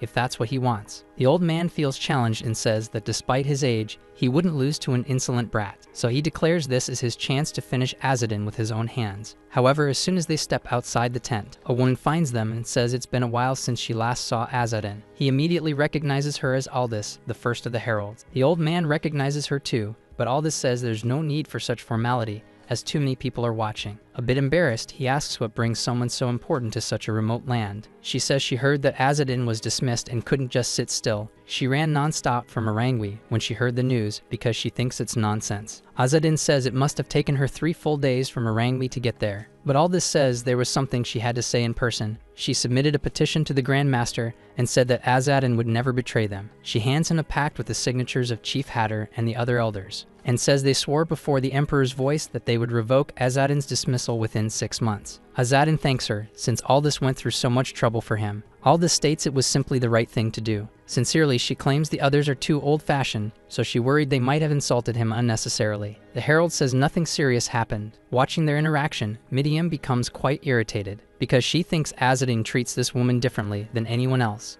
As they watch them speaking so casually, Midiam wonders what's going on between the two of them. Back to Aldous, she hopes Azadin understands that elders are sensitive to hierarchy. She remembers when she first saw him and his sister. Back then, Aldous was deeply concerned, but now sees how much they'd grown. The first leader of the Herald clan, Harkonia, deciphered the magical tome that Huidafengwal had given her as a gift from the Emperor, and allowed the Herald clan to wield all of its power. Thus, the Herald clan began referring to violet eyes like hers as the Eyes of Harkonia, and called the strongest herald of the generation the Reborn Harkonia. Therefore, Aldous, who had noble Jeddah blood, violet eyes, and overwhelming ability, was naturally called the Reborn Harkonia. Hatter, the Grand Master and leader of the Herald clan, made Aldous his direct disciple, and assigned her to decipher the copies of the scriptures of the Divine Kings. Until one day, something terrible happened. One of the researchers accompanying them stole a copy and met a miserable end. This man was the traitor Aker. Some people saw an umbilical cord emerge from the man's body, and with it, a pair of babies. This caused great shock. As the Herald and his apprentice arrived on the scene, they were faced with the same situation. Hatter said that for a mere researcher to escape a Herald's pursuit and flee for a whole year was truly impressive. But it was a shame because they had no idea that Aker was hiding such an ability. Aldous said the children were born from the curse of service. Her master agreed, and seeing it now, realized the effects of the curse were undeniable. He also said Aldous could not even consider the possibility of keeping those children, because they had the blood of a traitor, so that had to be ended. Besides, raising a child is already a burden, and these were twins, which meant double the work. However, Aldous noticed that one of the children had no eyes. Her master claimed that the birth of twins was a bad omen, and that only proved his point. But Aldous disagreed with him and said she could feel the child's gaze, believing he could see even without having eyes. Hatter saw no sense in that, and wanted to end both of them immediately. But when he looked at the other child, he realized she had Harkonia's eyes. Aldous begged her master to let the children live, claiming she could take care of them both. Her master then said she could do as she wished, because since they had lost the copy of the scripture, it would be better to take something than leave empty-handed. That same day, at the Aragashan Sanctuary, a meeting was held to discuss the matter. The leaders debated whether or not the children should be adopted into the clan. One of them argued that these children might be the reincarnation of the scriptures of the Divine King. Their fear made the death of the children seem like the only path to follow. Hatter had imagined that this could happen, and thought that even for Aldous, such stubbornness couldn't go much further. But his disciple revealed that she had given names to the children. She claimed that a child who dies without a name might find salvation. But these children were born carrying the hatred of the clan, so she decided to give them names. Such a revelation sparked outrage in her master. Hatter claimed that for the Aragashans, naming is sacred. Therefore, if she names the children, her fate will be forever tied to those sinister twins. He also said that Aldous is a Jeddah from the noble founder's lineage and bearer of the Eyes of Harkonia. Such talent couldn't be wasted because of those children. Aldous then asked her master if he was truly against it. Hatter asked her why go so far for those children if it brings her no benefit. His apprentice said she didn't think it was right to abandon them, and even if it brought no reward, it was still the right thing to do. Besides, Aker was her friend. She didn't know why he turned his back on his own clan, but even so, she couldn't bring herself to hate him. After understanding her reasons, Hatter asked that this matter be kept between them, because if the elder ones heard about it, it would be a problem. Then he asked what name she had chosen for each of them. She then revealed that the boy would be called Azadin, the Dragon of Ruin and Silence, and the girl would be called Ariel, Angel of Light and Darkness, names inspired by two mythological figures who fought for eternity and endured together. Thus, the twins were given the names of ancient deities once worshipped in Aragasa before they arrived in Hybris. 3 years later, they were already being trained, and from an early age, Ariel showed talent of the bow. For a 3-year-old child, hitting a target with such precision was truly impressive. Even Hatter noticed this as he saw a strong mana channeling in the girl. Aldous said that it wasn't just her mana. Ariel's grimoire was also incredible. One of the heralds said that if the reborn Harkonia herself was saying that, it meant Ariel was truly exceptional. Aldous warned that the girl was much stronger than her and had the potential to become the best in the clan, and someday the title of reborn Harkonia would belong to Ariel. Upon hearing this, one of the heralds asked if Aldous saw the girl as her rival, but she said that wasn't the case. Meanwhile, the others were waiting for Ariel's brother. Azadin, in turn, started crying from a stomachache, and that made the herald see a big difference between him and his sister. Because of that, Aldous believed that the Curse of Service probably never intended to create twins. Ariel and Azadin were originally a single being. What remains in Azadin isn't Autofunwol, only its residue,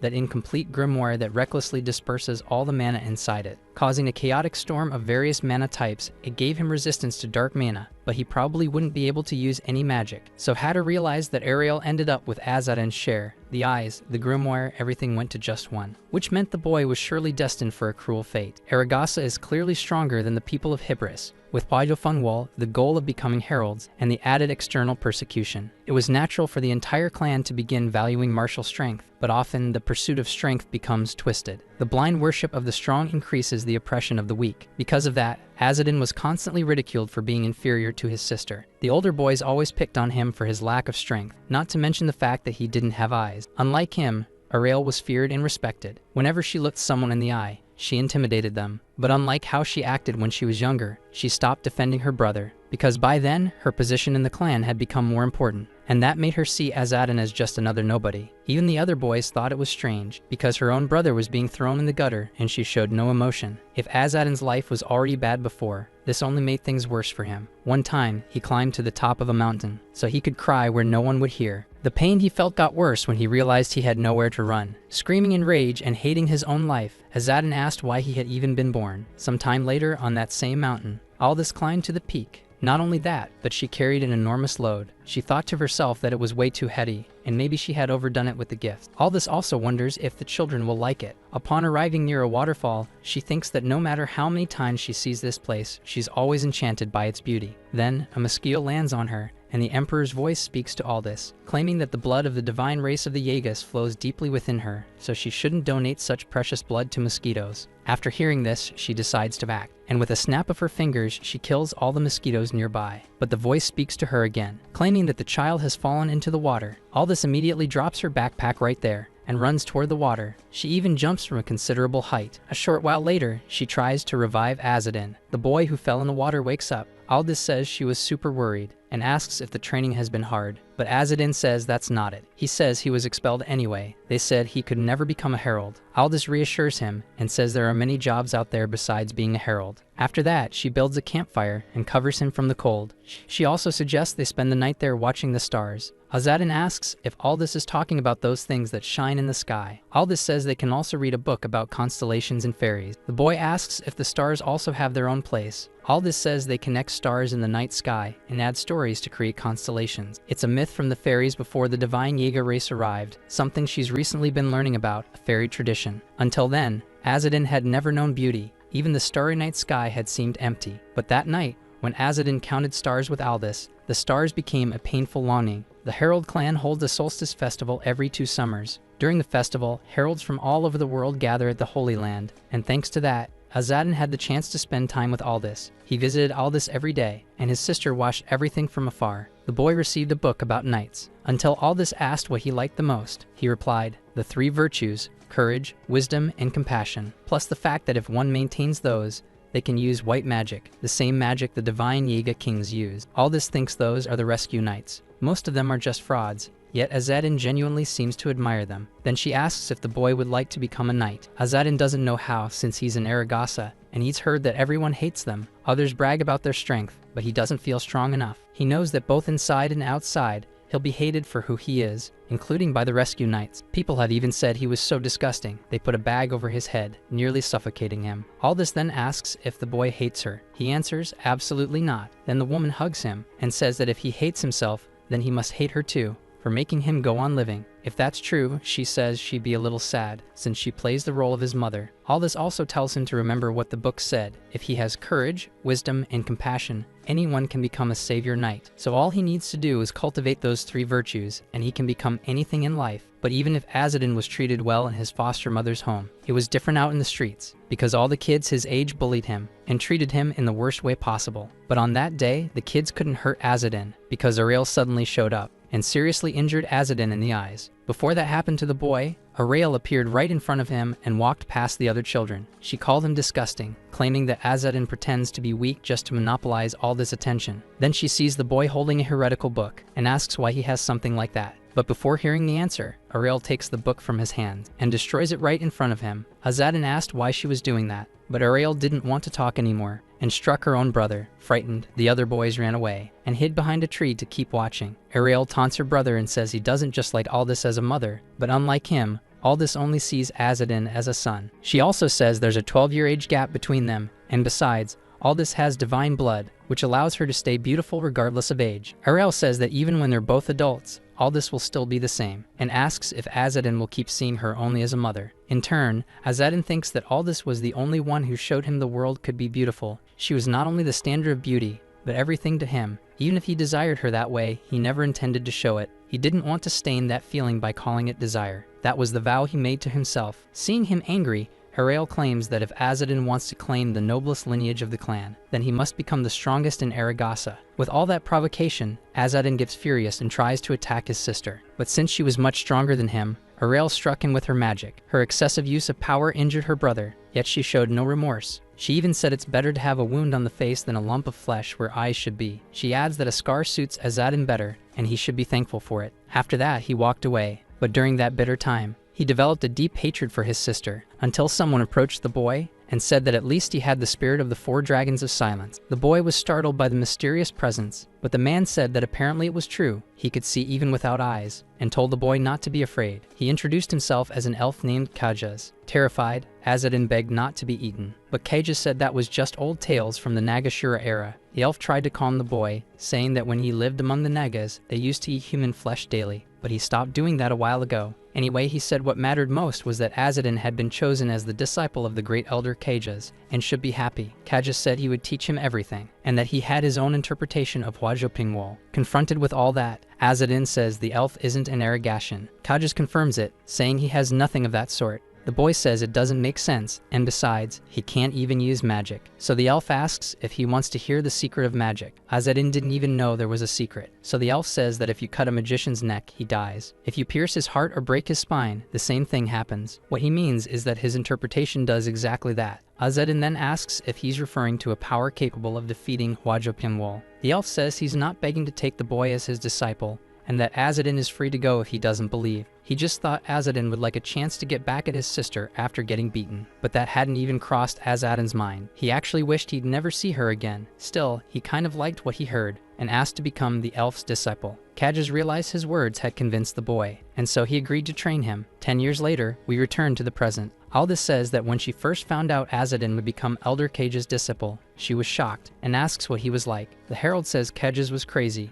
but still tolerable, and at least he didn't eat people. Aldous feels relieved because when she first heard her boy had been entrusted to the elf, she had nightmares every day, thinking he'd get eaten. Azadin says his master gave up human flesh a long time ago, and maybe Aldous didn't know him that well. He remembers that the elf always said sweet Artemisia snacks were the best thing to eat while drinking. But the old man says it was Aldous herself who recommended the elf as a master. She deflects and says there's no time to talk about that, then asks if Azadin at least knows where Ariel went. The old man says that before fleeing, Ariel murdered Elder Kenahan and stole a copy of the Codex of the Divine Kings, just like her father did. Aldous says they still don't know why Ariel did it. Her motives aren't clear. She suspects Ariel's intention is to monopolize power, because that's the closest she can imagine. The stolen codex requires interpretation to be used. The more people involved in the process, the better the understanding. Besides that, Ariel is the second in command. Once the interpretation is complete, the benefit goes to whoever leads the process. It's unlikely anyone will surpass her afterward. Aldous believes that if Ariel were planning to betray, it would have made more sense to wait until after the interpretation. But Azadin thinks that this isn't proof that she isn't a traitor, only that the motive doesn't make sense. The old man says that Ariel is reckless and her temper is cruel, so no one knows what she'll do next. But Azadin thinks that not everyone acts based on logic, especially someone who's lived their whole life running wild like fire. That goes double when it comes to Ariel. Our video ends here. If you enjoyed it, please like and subscribe to the channel. Until next time, bye bye.